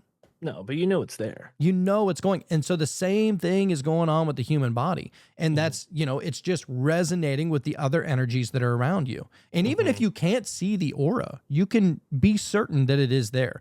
Consciousness extends beyond the body. That's how we're able to, have out of body experiences or have dreams at night, I think, is because that consciousness is not, anchored to the body in the way that we think it is.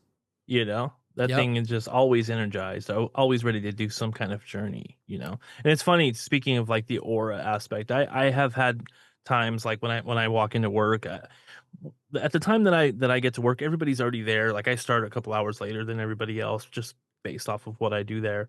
And there's been times where I just in my mind, I visualize, like that extra bit of energy kind of emanating from me. And so when I walk in, everybody's already there. And I just kind of visualize like, it's going to make everybody feel better when I get here, not in like a egotistical way, but just in like, I'm purposely, intentionally putting out positive vibes into every room that I get into. Dude, and imagine almost yourself like you are the source that is emanating light energy onto everything that comes in contact with you. Right. Not necessarily putting yourself up on a pedestal, but more more so in like maybe like a Care Bear kind of situation. Dude, you know what I mean? Just on a spiritual, even in just a mental level, I think those two go hand in hand, dude. The spiritual and the mental aspects of yourself. And so if you can just allow your mind to believe that when you enter a room, that room is going to be filled with light, filled with positivity, then you know what I'm saying? You just assume that everybody feels better now. I don't know. It's the secret, Just dude. Just a weird thing that I do sometimes. But it says once you learn to travel the astral consciously through lucid dreams, breath work, or visualization, you discover that empathy is actually the key to multidimensional perception. Feeling becomes your compass through invisible worlds. Wow. That's cool. Hell That yeah. resonates, dude. It do. Then there is empathy as a form of magic. All right. We kind of touched on it a little bit earlier, but let's get into it a little bit more. So, emotion is the raw material of magic, and empaths are overflowing with it. Every feeling you have is a frequency capable of shaping reality. Magic isn't about fancy words or ritual props all the time. It's the art of directing energy through will and emotion. When you combine intention with deep feeling, you create resonance. The universe responds to this vibration, echoing it back as experience. That's manifestation, not wishful thinking, but energetic causation. So empaths are born magicians because they already speak the language of energy. By focusing emotional energy toward a purpose, whether it be love, healing, protection, transformation, they can shift outcomes in their lives and lives of others. The heart is the wand, and the emotion is the spell. That's great, dude. I love Just it. about, it's just, being conscious of it and knowing that whenever you're feeling it, all right, I got all this energy, I'm separate from it, but I can still mold it. I can manipulate it a little bit more, and I can transmute it if it needs transmutation, right? Right. And so that's the idea, is that learn that, and this is where a lot of people probably get caught up, because people don't know how to separate themselves from their higher selves or their higher perspective or whatever that is, right? Like, if you know that you are two people, you are your ego, Sean, who goes to work, who has, a wife, has kids, all these things. And then there's that other version of you that is watching over that egoic mind that is there to nurture you, but also that nurturing from the higher self bleeds into the ego that helps nurture everybody else, right? And so if you can separate the two, then you can feel that feeling physically with, kind of with the egoic physical avatar body almost. Well, not the avatar body, with your physical body. And then your avatar body, or your soul body, your conscious awareness, whatever you want to call it, you can guide it in that way. Right. Right. Yeah, and man. so you just have to know that you can separate the two, and don't allow yourself to be sucked into the swamp. Yeah. It's very that's what it slippery feels slope, like. dude. It's a very slippery slope. Yeah. So next we have the cosmic mirror. So empaths often attract what they most need to understand. The world mirrors their inner state, forcing them to confront their own wounds through others. This is the Hermetic law of reflection. What you perceive is what you project. Whoa. I mean, we've been saying that about everybody, really. I think that's across the board, but probably more so. It's probably more so felt by empaths, I'm sure.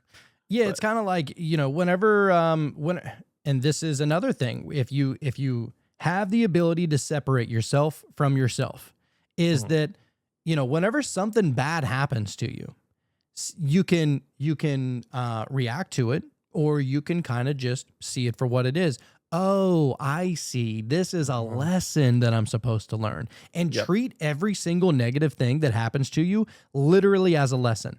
Instead of just some bad thing that's happening to you. And don't take offense to it, because whenever you take offense to it, you're deepening yourself back into that quicksand, and you're like, you forget that you can separate. So it's like, almost look at your physical body like oil, and that higher self as the water, right? You got to keep them separate. You got to know where that line's at. Otherwise, you're going to forget that you got that water. You're just going to be oil, and you're screwed. Yep. So when you feel another's pain, it's often your own unhealed aspect seeking closure. Instead of reacting, pause and observe. Ask, what within me is being reflected? This awareness turns empathy from emotional chaos into spiritual clarity. In the mirror of relationships, the empath becomes the philosopher, learning that self-awareness is the highest protection.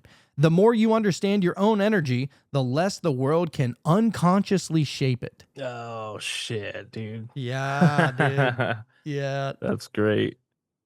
See what I'm saying? This shit just resonates. Mhm. Like, I don't need this to be 1,000,000 years old. I don't need, whatever doctrine. guru from 5,000 years ago to have written it down whenever he went up into a mountain for a week in darkness. I don't care. If it resonates, it resonates. That's it. And you know when it resonates. You know, you don't even have to question it. It's just true. It just It's hits you at that foundational level of yourself. it's weirdly familiar. Yes. Yeah, dude. That's it. So nextly, we're going to get into the empath as a modern mystic. So empaths are the mystics of the modern age, the ones who still feel God through their nervous systems. In ancient times, the ones who cried for strangers or trembled at beauty were revered as oracles. They weren't weak; they were conduits. Today, the empath's mission is similar: to bring soul back into a soulless world. Through their emotions, they translate divine intelligence into compassion. Their tears are holy water, cleansing the collective's pain. Their laughter is prayer. Every dark night of the soul an empath endures refines their light. They don't awaken by escaping suffering, but by feeling it so deeply that it becomes wisdom. Mm. Damn. The modern mystic, dude. On it. Yeah. And this is an interesting one. So this is where people are going to take it to a strange place, but we're here for the weird, right? Yep. I mean, Sign us up. don't just get weird, you know? It's kind of what we do. You know, Yeah. we stay weird. So how about this one? Galactic or starseed connection. All right, dude. Take us there. Some empaths feel alien, as if they were placed here from another realm. Starseed teachings suggest many of them are souls from Pleiadian or from the Pleiades, from maybe their Arcturian or Andromedan origins, accustomed to higher frequencies of unity and love. On Earth, that purity of vibration feels heavy. Why is it so heavy here in the future? something about the gravitational pull or something. I don't know. I love a good Back to the Future reference. But so yeah, that purity of vibration feels heavy. Empathy becomes their homesickness, but their purpose is to help raise the human collective. They absorb density, transmute it, and return light. That's why so many empaths feel drawn to healing, art, and spirituality. Their soul remembers higher harmonics. I love it. Hey, dude, you are an artist. It feels so dense here, you know? We gotta lighten that shit up. To the empath, every emotion is cosmic energy in disguise, a message from the stars translated through the heart. That's great. Yeah, it sounds about right. You know, this is actually something that the Dolores Cannon used to speak on too, whenever she would talk about the waves of volunteers. She would say that there was these certain people that were coming in and they were, you know, volunteers from maybe, I don't know. I mean, she would say that not all souls are from Earth, or not all souls even have any experience with Earth, which is a very interesting way of looking at something, right? And I don't know, maybe that's real, maybe it's not. Maybe it's just another way of, you know, interpreting something else. Right. But it could be taken literal. I don't know. How are we supposed to know? Who knows? But she would say that there would be people, you know, these waves of volunteers, and they all had their own attributes and stuff. But she would say that there are people that are coming here that have never came here before, and literally their entire reason for even coming was to raise the frequency of everybody else, right? And so, but the problem is that they all face their own challenges, and so by facing those challenges, it feels heavy here. Like, I don't want to be around other people. I don't want to be in big crowds. Like, they're not used to that kind of stuff, and I actually kind of vibe with that because, to be honest, I'm not crazy about being around a lot of people either. Yeah, for You know, sure. I used to love going to the mall as a kid. Dude, I can't stand it anymore. Yeah, it is definitely weird, dude. I don't know what it is, what changed. I mean, we've gone through a lot of things, especially our generation. You know, there's been so many wars and 9/11 and COVID and just I mean, so many more things I'm sure that we experienced. And it just became like, oh, like slowly you start to realize that this world can be pretty dark. You know, there's always this negativity just looming. It's almost more so negativity than anything else. But if you choose to, you know, point your attention at more of the positive things, now you're already starting to transmute your own reality, you know? And so, dude, that's why I feel like everything that we talk about, the things that we're really getting into is so valuable. It's very important, you know, because shit, man, you change yourself, you change the world. That's it, You know? dude. And in more ways than I think we know. Absolutely. And, Oh, you know, yeah. because it is a dense place. and every single thing that you like attach yourself to, whether it be a certain identity or whatever it is, right? Mhm. Each one of those things. Imagine like you got a fishing pole. And so whenever you go fishing, you usually want to attach those little lead weights onto your Mhm. line to make sure that your hook sinks down into the water, right? Yeah. And every single thing that you identify with is only adding, no matter how awesome it is, in Mhm. like because it's on a pole, you're Mhm. also adding in the opportunity for suffering and Yep. negativity and all this other bad stuff, right? And Yep. so the idea is that you want to identify as literally identify with like as little concepts as you possibly can and just be. Mhm. And that's kind of Yep. the idea. And so the more things that you identify with or you identify as, and I'm this and I'm that and I'm this kind of person and and I've had this happen to me and I'll never get over it and this person Mhm. said this and I will never, it's like, man, you're only adding more weights. You're not going to be able to pull that line up whenever you catch a fish. Oh, absolutely. It's funny. I saw this video, I think it was yesterday, and this guy was being interviewed. I guess he was some multi-billionaire, and basically the guy was asking him, like, he's like, so you don't own anything. You don't own any property. You don't own a yacht. You don't, he's like, no, because all of those things are just attachments. He said, I just want to be free. And he said, if I go and I buy a house, well, now I'm attached to that location. I've got to probably spend a little more time there because now that's my house, and he's like, and then on top of that, it's probably going to be a nice house and I'm going to want to make it nicer and I'm going to want to decorate it or do all of these different things and that's going to take a lot of my time and energy. And he's just like the way he broke it down, I was like, "Oh my god, I guess that's how some billionaires think." You It must makes be sense, dude. you must be thinking about, is it Grant Cardone? I'm not sure, I didn't recognize the guy. I didn't even look into the video description. I just thought it was interesting what he was saying as far as just the attachment aspect of that. Yeah, You you know, hear like people that, once they get to that level of just comfort and they're not worried about bills, they're not worried about this, they're not worried about that. It's like they Mhm, want as little attachments as humanly possible because that's what, at least I believe it was Grant Cardone that said, I don't own a house. Like, and mhm, if I buy a house, I'm not living in it, I'm renting it out. right. Because and the idea is that whenever, and obviously you'd get insurance for the rentals and all this other stuff, right? But Yeah, like the idea is, he goes, if I'm renting a place and a light bulb goes out, I don't pay for it. If I'm uh-huh, renting a place and the fridge goes out, if the AC goes out, if a TV goes out, whatever, I'm not paying for it. Like, right. and it's really a good idea because I Mhm, don't know, that's another way of saying, just like have as little attachments as you humanly possibly can, mhm, and just live. It allows you to live a lot more free. Because you think about it, like even today, people used to always complain, "Oh my God, the cable prices are so high." Remember? yeah, And it was like mhm, cable is just going up to $100 a month, and then it went to yeah, 120 and 140, $150 a month, and all these other things. yeah, But then nowadays, everybody, you're getting HBO, you got Netflix, you got Hulu, you got Disney, you got ESPN, you got yeah. Paramount, and it's like it's all adding up to literally more than whenever you had more channels. Yeah, you and know? then you typically only use 2 of them because for whatever reason, those are where your shows are, you know what I mean? The other ones you rarely even look at. Yep. And then when you do select Hulu or one of those and you don't have a particular show, then you spend 15 minutes just looking at for something to watch. And then you look up and you're like, "Man, I just wasted a lot of time right now just looking for something to watch." Yeah. But yeah, that whole aspect of the attachments, dude, that's just I was telling a friend of mine at work, the same guy I was telling you about earlier in the episode, and I said it's funny because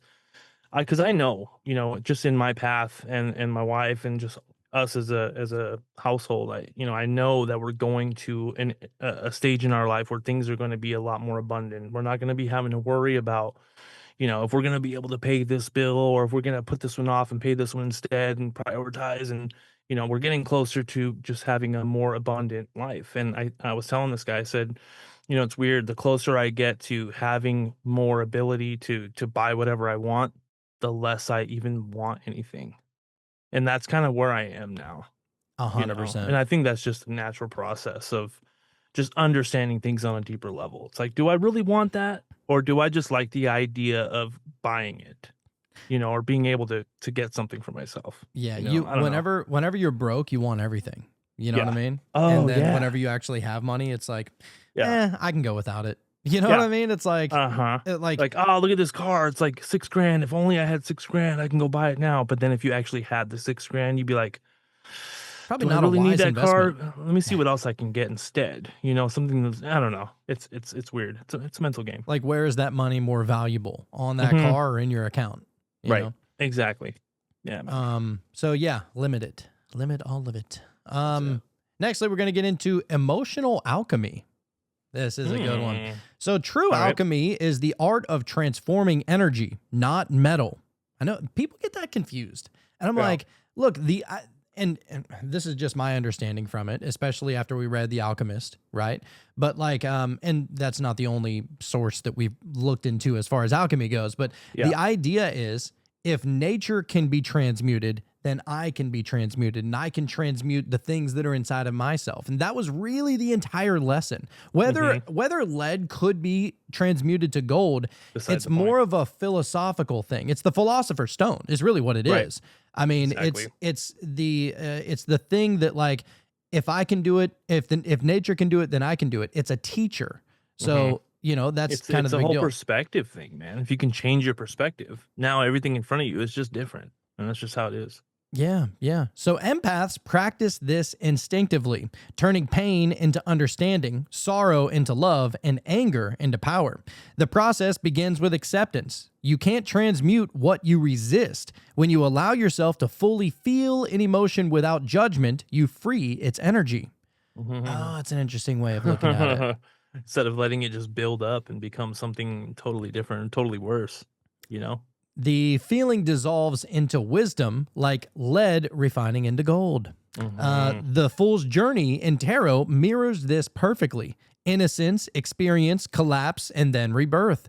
The empath walks that path with every emotional cycle, dying to the old and resurrecting as something lighter. Damn, dude. It could be uncomfortable too, you know? It's definitely a journey, man. 100%. Here's something interesting. Empaths and planetary frequencies. Okay. All right. Yes. So empaths are in sync with the Earth's magnetic rhythm, the Schumann resonance. When solar flares erupt or moon phases shift, their energy surges or dips. Their barometers are of Gaia's emotion, the Earth's emotion. Rather than being victims of this sensitivity, empaths can learn to flow with the cosmic tides. Meditating during full moons, grounding during eclipses, or cleansing with sound during solar activity aligns their body to the celestial rhythm. In this way, the empath becomes an earth priest, harmonizing personal energy with planetary consciousness. And look, it like anybody out there that just like doesn't believe in astrology, I'm like, literally, full moons became so prominent, they started calling people lunatics. Loony, yeah. You had to go to the loony boon because of Luna up there, right? Yep. And it's like the whole idea, and that's just the moon. I mean, what happens whenever Mercury's in retrograde, right? Right. And if you are unaware of these things and your life is going to shit, it's like, oh my God, all these things are, my phone broke, my computer broke, somebody broke into my back door, my dog ran away, the whatever, I lost my wallet, which I recently did. And, and all of those things, you can almost say, I wonder what was going on up in the sky, you know? And then you can usually kind of, you find something. You're like, oh, okay. Then you Makes can sense. transmute that and be like, all right, this is just a phase in nature right now. And I'm part of nature. So I'm just going to ride the wave, that's it, dude. Yeah. you know? Harmonizing. Yep. All right. So next we have the empath's shield as a magical practice. So protection isn't resistance, it's resonance. An empath's best defense is coherence. When your vibration is stable, lower frequencies can't attach to you. Visualize a sphere of light around your body, pulsing from the heart outward. Set the intention and say this: only love enters my field. This isn't a fantasy, it's an energy law. Boundaries are spells. Crystals like black tourmaline, amethyst, or selenite can amplify your field, but the true shield is awareness. You're not here to close your heart, you're here to master its current. That's great. I love it. That's great, man. Next, we have the empath's role in the Great Awakening. So, in this time of transformation, empaths are the nervous system of humanity. They feel the collective's fear, grief, and hope as the old world dissolves. But that's exactly why they're here, to stabilize the emotional grid of this world. Every healed empath becomes a beacon. Their frequency ripples through the morphic field, easing others into balance. Compassion isn't passive, it's a form of energetic engineering. So empaths are not here to escape the world, they're here to heal it from within. Damn. Just think too, you think back to times where humanity, or at least people in America, were kind of like arm in arm and really kind of trying to come together. Like 9/11 happened, dude, and it felt like that was the most, I don't know, united people really were. People were really like, you're my neighbor, we're both American. Like all of the differences, all of the religious disagreement, all of that, at least here, seemed to be like the best it's ever been. You know what I mean? And yeah. it's a shame that something like that bad has to happen in order for people to like get their head out of their ass. You know what I mean? Oh, dude, the Because same other thing. than the tragedy that happened, everything else around them, for the most part, was the same. Yep. It was just how they were looking at human beings. It's like, fuck. Just stop identifying as something. Yeah. That's it.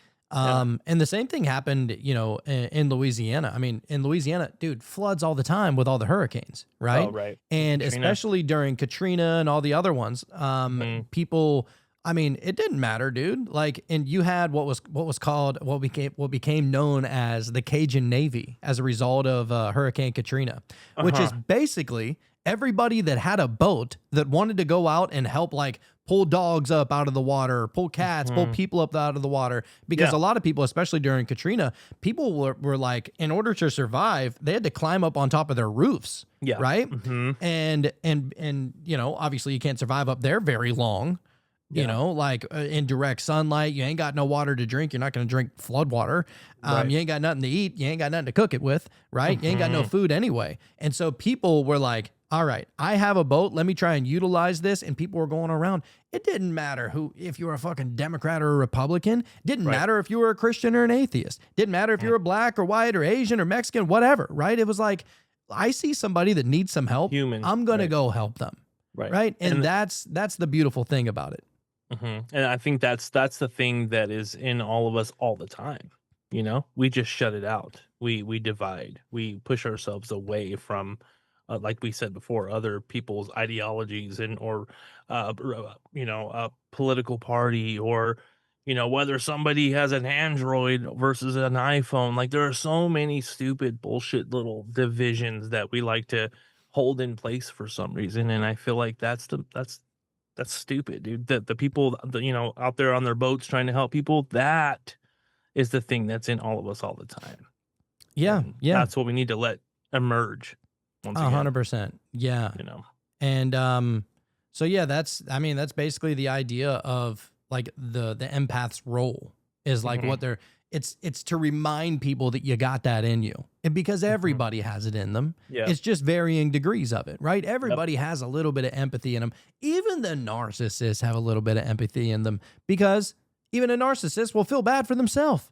Right. You know what I mean? And to be honest with you, the whole narcissism aspect of themselves is really just being led by the ego anyways. And so really it's only shadowing or really just covering up any bit of the part of them that is the empath. It's just kind of blinding them from even being able to realize that about themselves. Yeah. It's sad too. Whenever you see it, you're like, man, you just don't accept any blame. You blame everybody else. You're never going to grow. And it's like all of these opportunities for you to grow, all these perceived negatives that are happening to you, you're not saying, how can I transmute it? How can I put myself in a better position? You're saying, that person did me wrong and I would never do something like that to them. And it's like, man, you are poisoning yourself. Yeah. It's like, how can I just make myself feel better in the moment about it? You're not making anything better for yourself. It's just you might not feel as bad about it. You know what I mean? That's it. Yeah. It's a little bit a very weak defense mechanism. Yeah. All right. Speaking of, all right. So where were we? The Empath and Tarot. Did I read that? No, I didn't read that yet. So Tarot is empathy's perfect mirror. Each card is an archetype, a vibration of the human experience. Empaths feel these archetypes in their body. When they draw the Tower card, they sense collapse before words even arise. When the Lover's card appears, they feel harmony or conflict within their chest. This is more than symbolism. It's resonance. Tarot becomes a dialogue between the empath's subconscious and the universe. By trusting what they feel over what they think, empaths become oracular, using the deck not just to predict, but to connect. Dude, I wish I would have showed you the tarot cards I pulled already, because now you're gonna think I'm yanking your chain.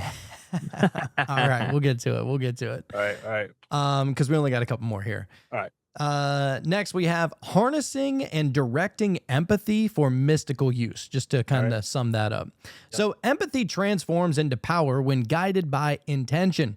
Feeling deeply is only the beginning. The real magic begins when you direct what you feel. So step 1 would be awareness. When emotion arises, don't react, just witness it. See it as light moving through you. Step 2, claim your role as the conductor. You're not a sponge, you're a sculptor of vibration. That's cool. So use your empathy to raise energy in rituals, in healing, or manifestation. So before meditation, summon the emotion that you wish to radiate, whether it be peace or joy or courage, and visualize it filling your aura. Then send it outward with purpose toward healing a loved one, manifesting a goal, or blessing the world. So emotion is the fuel. Will is the steering wheel, and together they make the empath a true magician of the heart. Wow. That's great, dude. If you're in a way absorbing, if you're going to that sponge, aspect of it, you're absorbing all of the negative energy, right? And it's not yours, or you come to find out that it's not yours, right? I think negative energy or bad energy and positive energy, they're both a net positive. There's still energy nonetheless. You can't actually have a negative energy. Energy is always going to be a positive. And so even if it's negative energy, you can take that and let's say you want to manifest something, you can put your mind on it or whatever you're doing to manifest and grab that energy that was making you feel angry or whatever. It's energy that's not even yours anyways, and then just kind of just release it at the same time as putting your mind and trying to manifest something. It's still energy. Right. Yeah. Wow. Dude, 100%. Because if you look at it, that I'm not going to sit here and say that energy is polar. I don't think that that's true. I think that energy can almost be used for anything, but how you interact with it. Interact with it, but how you hold that energy is what exists on a pole. You understand what I'm saying? So it's like gasoline can be used to light a house on fire or to fuel your car, right? Right. It's like these things, it doesn't matter if it's good or bad. It's only how you perceive it, but that energy is there regardless. And so you can choose to interact with that energy in a negative way, but whether it's by judgment or anger or anguish or just holding on to it, really. Just holding on to it, which causes fucking cancer, if we're being real, right? Like all of those negativities. And so, yeah, you can choose to transmute it, or you don't even, because even the idea of transmuting something, it suggests that you're succumbing to that negativity, right? If you're not succumbing to it and you're just witnessing it, then there's no need to really transmute anything. It's just, all right, here's some energy. It could have pissed me off. It could have made me happy, but here's now what I'm it's going to do with energy. it. It's just energy. Just pure energy. Yeah. Right. That's great. If you don't accept the hate, who does it belong to? Right. Yeah. Dude, I was listening to a guru. I don't remember what his name was, but he goes, I always think it's so funny whenever somebody says, that person made me feel bad or that person made me feel sad. He's like, a person can't make you feel anything.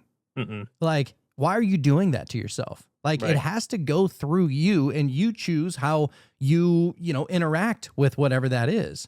Yeah, you volunteered for it. And dude, it's almost like you signed involuntary volunteerism at a certain point. Yeah, exactly. One One last thing here is Jung's mirror. So the depth of the empathic psyche. So Carl Jung once wrote, "Your vision will become clear only when you look into your heart. Who looks outside dreams, who looks inside awakens." So this is the empath's journey summarized, turning inward to awaken the divine mirror. Jung saw empathy not as softness, but as shadow work. To feel others is to confront your own unconscious. In his quote, "Knowing your own darkness is the best method for dealing with the darkness of other people." Damn. He was on one. So the empath then becomes both a healer and an analyst, illuminating the collective psyche through self-awareness. Jung also taught that what we call, in quotes, God, lives within the psyche as an archetype of wholeness, or what he called the self. Whenever he talked about the self, he wasn't talking about like ego. He was talking about Right. maybe that was his term for higher self, Higher right? self. Right. So empaths are drawn to this realization naturally because they experience the unity of all beings firsthand. Their compassion isn't learned, it's remembered. So when an empath embraces their own shadow and light, they embody Jung's ultimate truth. In his quote, "The privilege of a lifetime is to become who you truly are." And so empathy in this way is not just feeling, it's individuation, which was a big thing to him, right? Yes. It's the path of awakening through love. The individuation, because if you're if you're constantly feeling everybody else's shit, everybody else's emotions and feelings, it can get blurry in there, I think. You know what I mean? Like you got this extra bit of negative vibe or whatever, and you just kind of, if you're not aware of it, you just take it on as your own. That's you now. Dude, it's like, I had fuck. this crazy thought last night, and I'm so happy I just remembered it. So my and this reminds me of like people that don't know how to separate themselves from their ego. And so whenever they are looking to something like from a higher mind or from a higher perspective or whatever, sometimes they take on the identity of those that they trust, which is really strange. So my first ever co-host on the Cult, Hat, right? Yeah. One of my best friends, even still to this day. So whenever he would really come down on himself, I mean, if he messed up, I mean, everybody's messed up, but if he messed up, he would literally take on the identity of his dad in punishing himself. Wow.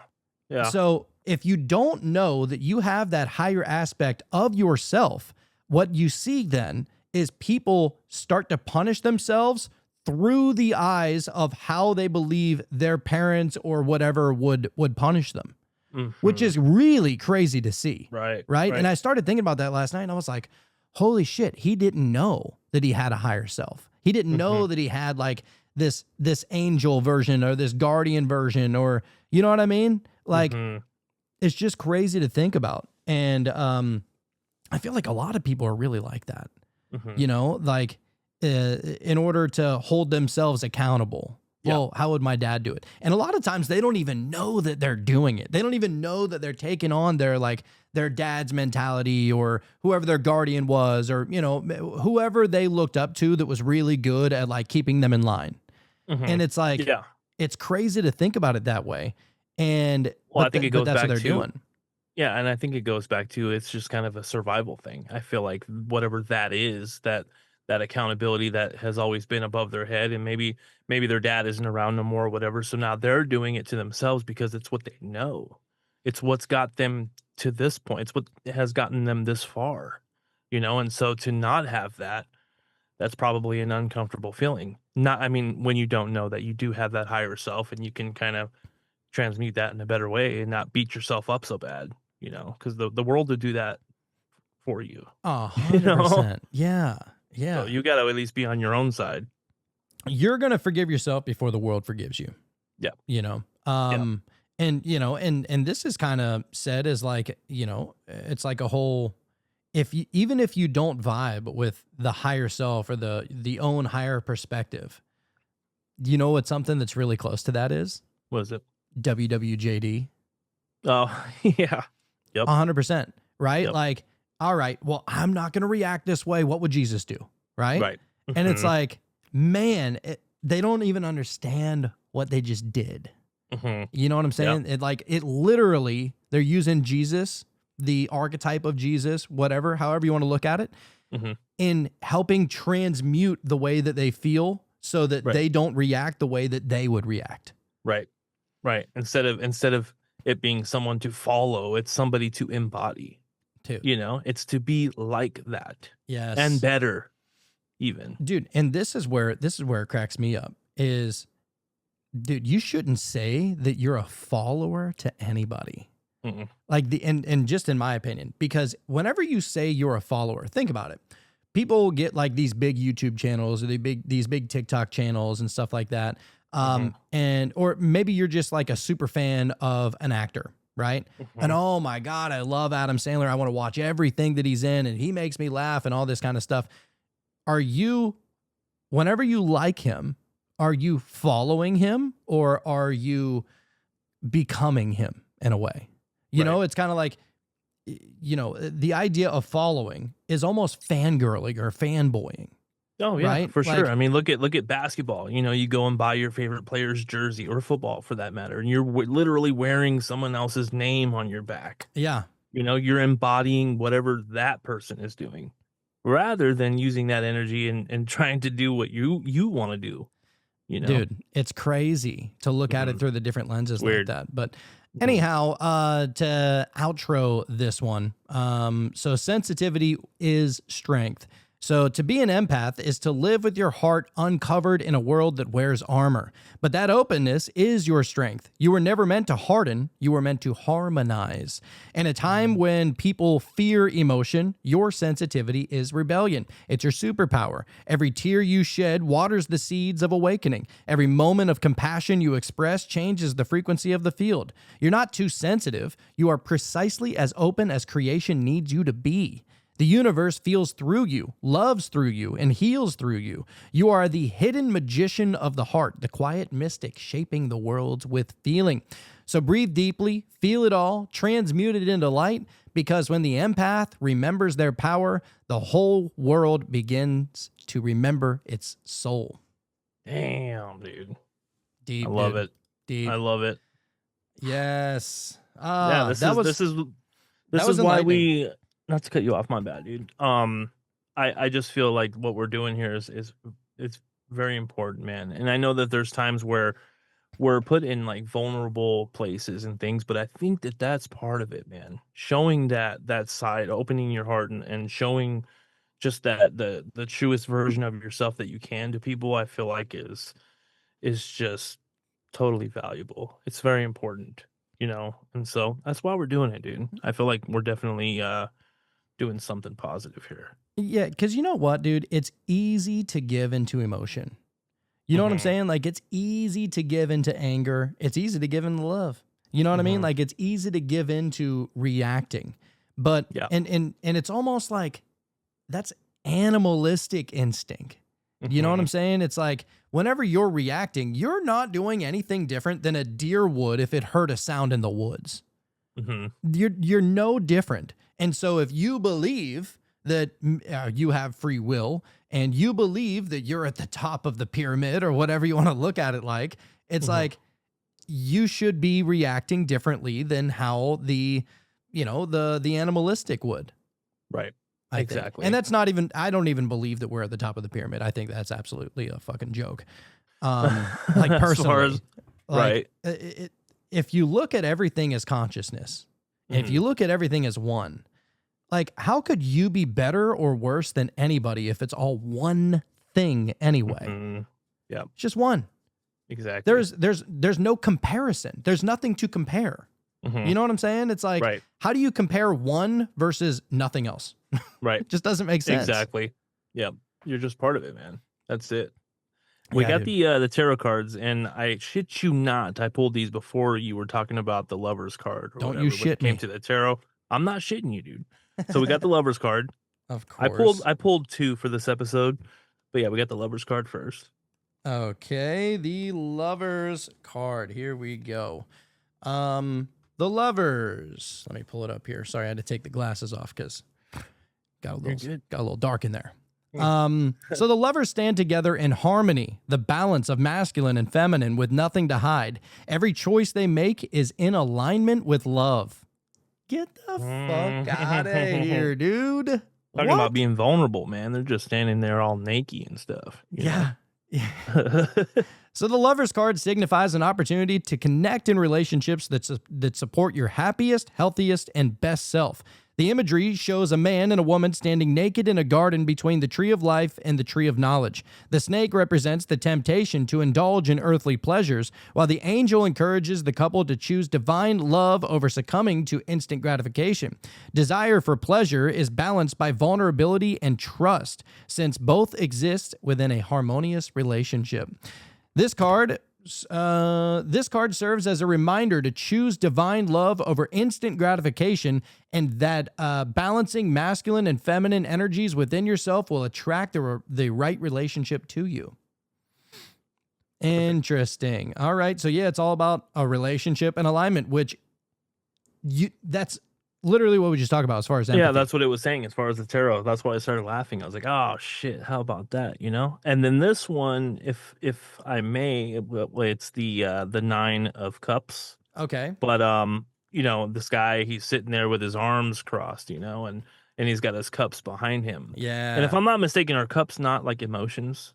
Yeah, or well, is yeah, that because the cups right? It hold water, which are connected to emotion. And so he's got his cups here, which are his own emotions, right? And then he's got his arms crossed, which is like guarding himself from taking in too much of like maybe other people's emotions, kind of that individuation, separating the two. He seems pretty proud. yeah. So the 9 of Cups says, sit back and revel in the abundance that you've cultivated as gratitude increases the flow of success. The 9 of Cups card brims with the energy of abundance, wealth, and security. Here we see a proud-looking man seated with 9 cups displayed like trophies behind him. He's worked hard for these cups, and he is pleased with his accomplishments, as indicated by the blue cloth beneath them. The 9 of Cups carries the energy of each card that came before, experiencing each lesson along the road. Known as the quote-unquote wish card in the tarot, this card signals fulfillment of your dreams or efforts coming to fruition. That's a great card. Yeah, Wow. it is. I love it. So the spiritual aspect, it says your health is improving and you're welcoming overall feelings of happiness and joy. Make a wish and continue to follow your intuitive guidance on your path. This card signals abundance in all areas of life. Perfect. Wow. What a great reading, dude. Yeah, both of those were great. Yeah, they both popped out, dude. So I was like, all right, then say less, Yeah, going for it. exactly. You can't. But yeah, the way I was looking at that was like, because we were talking about the whole individuation and trying not to take in too many of other people's bad emotions and things. Being an empath, and when you have your arms crossed, it's almost like I feel like when it comes to body language, you're kind of like closed off. You know what I'm saying to what's around you or other people. And as opposed to like giving someone a hug, you open up your arms, your abdomen is more vulnerable, you know what I'm saying? And so if you have your arms crossed and you're kind of like putting up that invisible shield, that we talked about. In a good way. Right.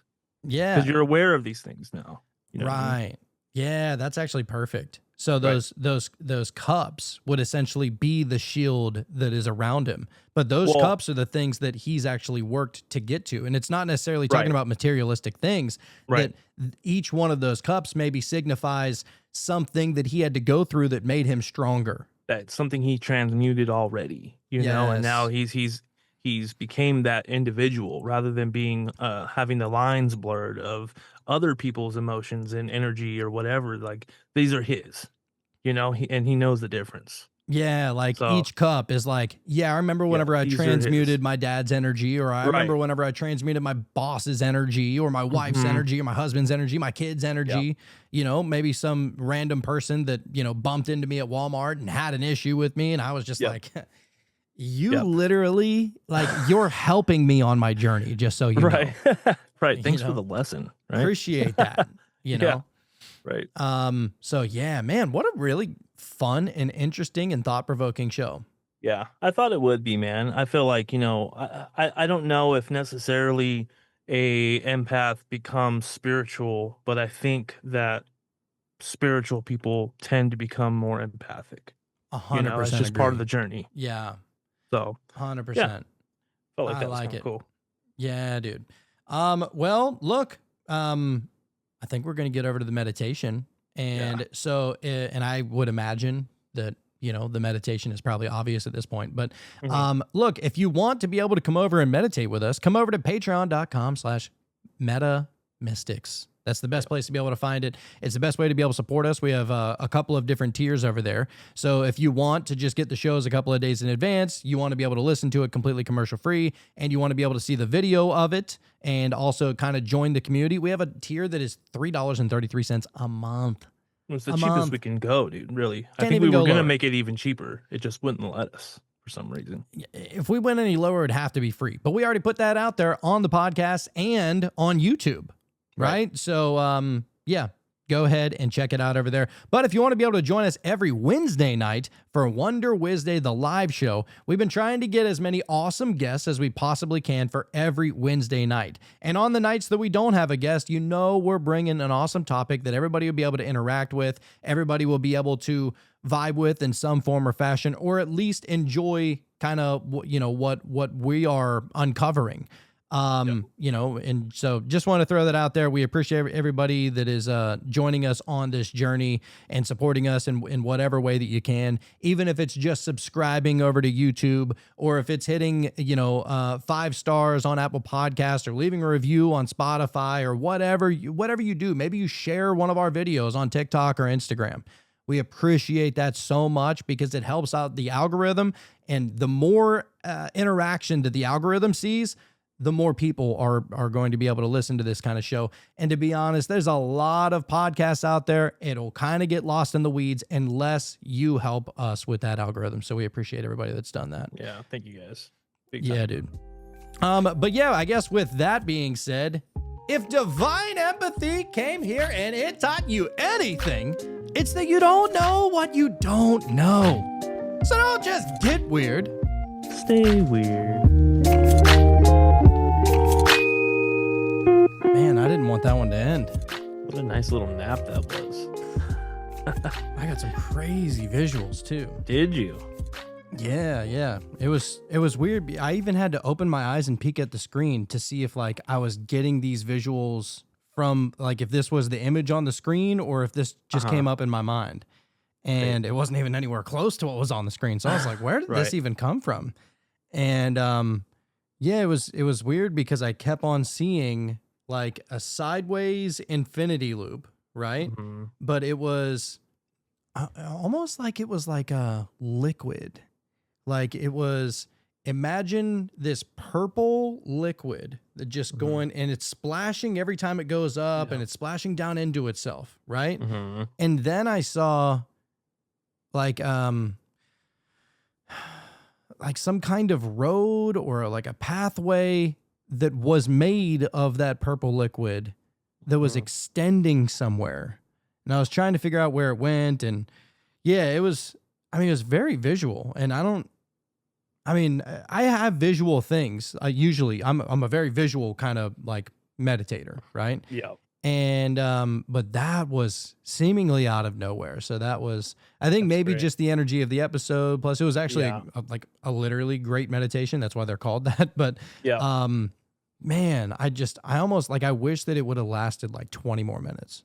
Right. No, that was a great one, man. That really, that's the thing with the guided meditations that I do really appreciate is just the setting of the tone, getting us into that relaxed state, when it's if you feel any parts of your body that needs to be a little more relaxed, go ahead and do that. And so then you put your awareness, okay, where am I still kind of tensing up? Oh, okay, my shoulders or whatever. And then you let that go. And then it just automatically gets you into this deeper state of relaxation. And another thing that I still feel is very fascinating about meditations is it really highlights, if you're stressed or you're feeling anxiety or if you're feeling tension somewhere in your stomach or whatever it is, or you really realize, how shallow you were breathing beforehand, and then then you're really taking in those longer drawn out breaths, and then you really feel almost like your blood being more oxygenated and going through your body. And it's man, it's you are the medicine.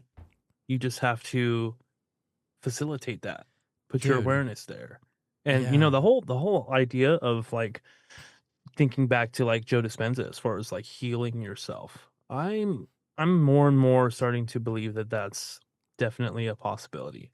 You know, if your body is just made up of billions or however many cells, you know, and you communicate some type of information to the rest of your body, or just an ailment or whatever part of your body is in pain, you know, and you tell that part of your body or fill it with light or whatever. It's like, I don't know, man. I feel like if you did that every day, you can I think you definitely could change something, you know?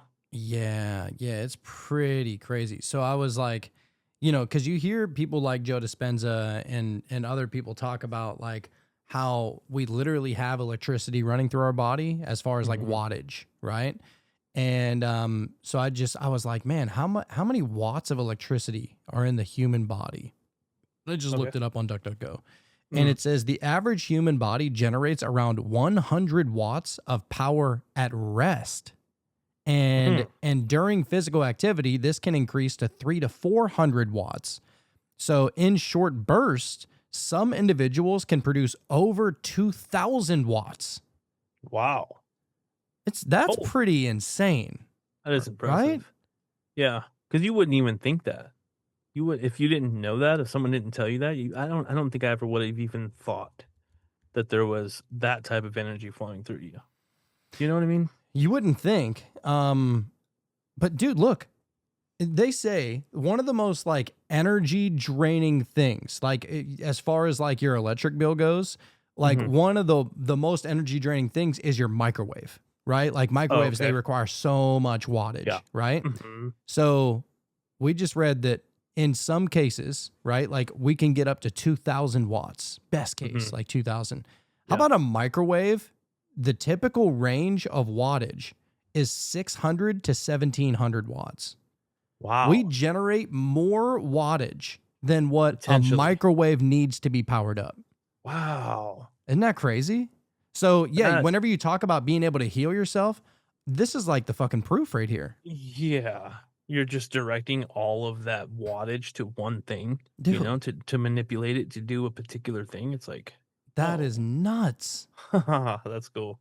Yeah. So, but That's cool. anyway, it was talking about the you know, it was a you know, a heart chakra meditation, and I was Yeah. trying to think like really get into the most amount of love I've ever felt. Like love different from like different than your kids. Like Mm. relationship love, whatever, right? And I feel like, I don't know. I mean, I'm sure you would agree with this because, you know, your first love was your wife. So, Yep. but you know, I went back and I was thinking about like, all right, what's the person I love the most? I'm not even really thinking about that person. I'm just trying to remember what that felt like. Cause I was like in love, like puppy love, you know? Yeah. And so I got back into that and I was like, oh my God, I haven't felt that in so long. Mhm. Like the feeling of not infatuation, you know, but like just that, I don't know, it's a fucking strong feeling, you know, Mhm. and to be able Yeah, to man. jump back into that, it's like, man, and the ability to be able to direct that at something, Right. Yeah, exactly. you know, So you like, felt what that felt like, and then having the idea that you can direct that towards something that you want to see done or Unreal. whatever it is, it's like, oh, well, no wonder the heart is the battery then, you know? dude, the code's getting cracked. Okay. Yeah, dude. The magician with all the tools at his table is Uh-huh. like, I got this cup, you know, I got this Yeah. sword, I got all these different things. So these are just tools at my use, right? Mhm. It's the magician's work table. And dude, this is crazy. Like I'm gonna be real with you. I didn't think this episode would go so deep. I knew it would, actually. I had a feeling it was gonna strike some chord. That's why I suggested it. you Good, know? good shit, man. Thanks, man. Thanks. man. Yeah. Because I've, you know, and you've said it for forever, but you're an absolute empath. Like there's no doubt about that. Yeah, Like, it and like is- I said, I think there's levels to it, but yeah, I think in some sense for sure. Yeah. Yeah. And honestly, I feel like you're almost an empath, not to a fault, but almost on purpose. You think so? Yeah. Like, I think that that it's like, it's the nice thing to do, like just inherently. Yeah. And 'Cause you've kind of you don't- always been like that. You don't have to think about it. It just seems like it would be the preferable thing for everybody. Yeah. I mean, And all those times where I'm like, I don't know, I feel like most people would think this, and then you would kind of chuckle or whatever. And it's like, yeah. that's just ingrained in me, I think, to think for multiple people rather than just myself, like the bigger picture. Yeah. 100%. And it's like, man, what a power to be able to harness, Mm-hmm. Yeah. But it can also be to your detriment, Yeah, exactly. So it's like a responsibility that, what was Spider-Man's uncle's name? Uncle Ben. Uncle Ben. Yeah. Yeah. It's a responsibility in that way. So it's like, Yep. With great power comes great responsibility. That's it. Big time, man. I almost Big time. forgot it. I'm glad we did. Yeah, I did too. I was trying to think of it, but I Spider-Man's knew I my was gonna mess it favorite up. superhero. I was Yeah, like, there's he's the no man. way I'm forgetting this one. For sure. Definitely, man. No, I'm glad we did this episode, man. I'm glad it went as deep as it did, and I hope that people can harness that and try to understand it for themselves and make the best of it, rather than being falling subject to other people's drama or negative energy or whatever it is. It's like, nah. Now you understand, Man. what you can do. And what's crazy is I still feel that feeling. Yeah. Yeah, good. like what we just had in meditation, man, Mhm. that is such a I love it. It's medicine, dude. Dude, That's the medicine. how you can just tap into something like that. And doesn't that just go to show that like every single thing it's like how are you going to react? Mm-hmm. Like that person I haven't talked to in a long time. You know what I'm saying? And it's not even about that person. It's just about the energy and the memory of the energy that now the embodiment of the emotion. haven't thought about that person, haven't talked to that person, haven't seen that person in forever. I mean, we're talking 20 years ago. Mm-hmm. And somehow that is resonating all throughout my body. Mm-hmm. Wow. That's Mhm. crazy. And you facilitated that. Just, That Yeah. didn't come from outside of you. no, You know? so crazy. Yeah, Man, what an epiphany. I didn't think that, man, I did not know how extreme that would be. You're starting to believe, And then think about it like this. There are people that are doing this unconsciously that Mhm. are torturing themselves because of a memory. Mm-hmm. You know what I'm now saying? That's just their reality. And- I can't catch a break. Dude, this they world take is on that just- identity. Mm-hmm. Yeah. And even more so, not only they take on that identity, they take on that energy. And then Mhm. that energy is being duplicated, And rippled outward. dude, it's just a constant, oh my, dude, that's hell. That's where hell that's is. hell. I was just thinking that. Yeah. That's where If it there is. is a hell, that's what it is. And you're doing it to yourself. Fucking to yourself. Man, and you know what?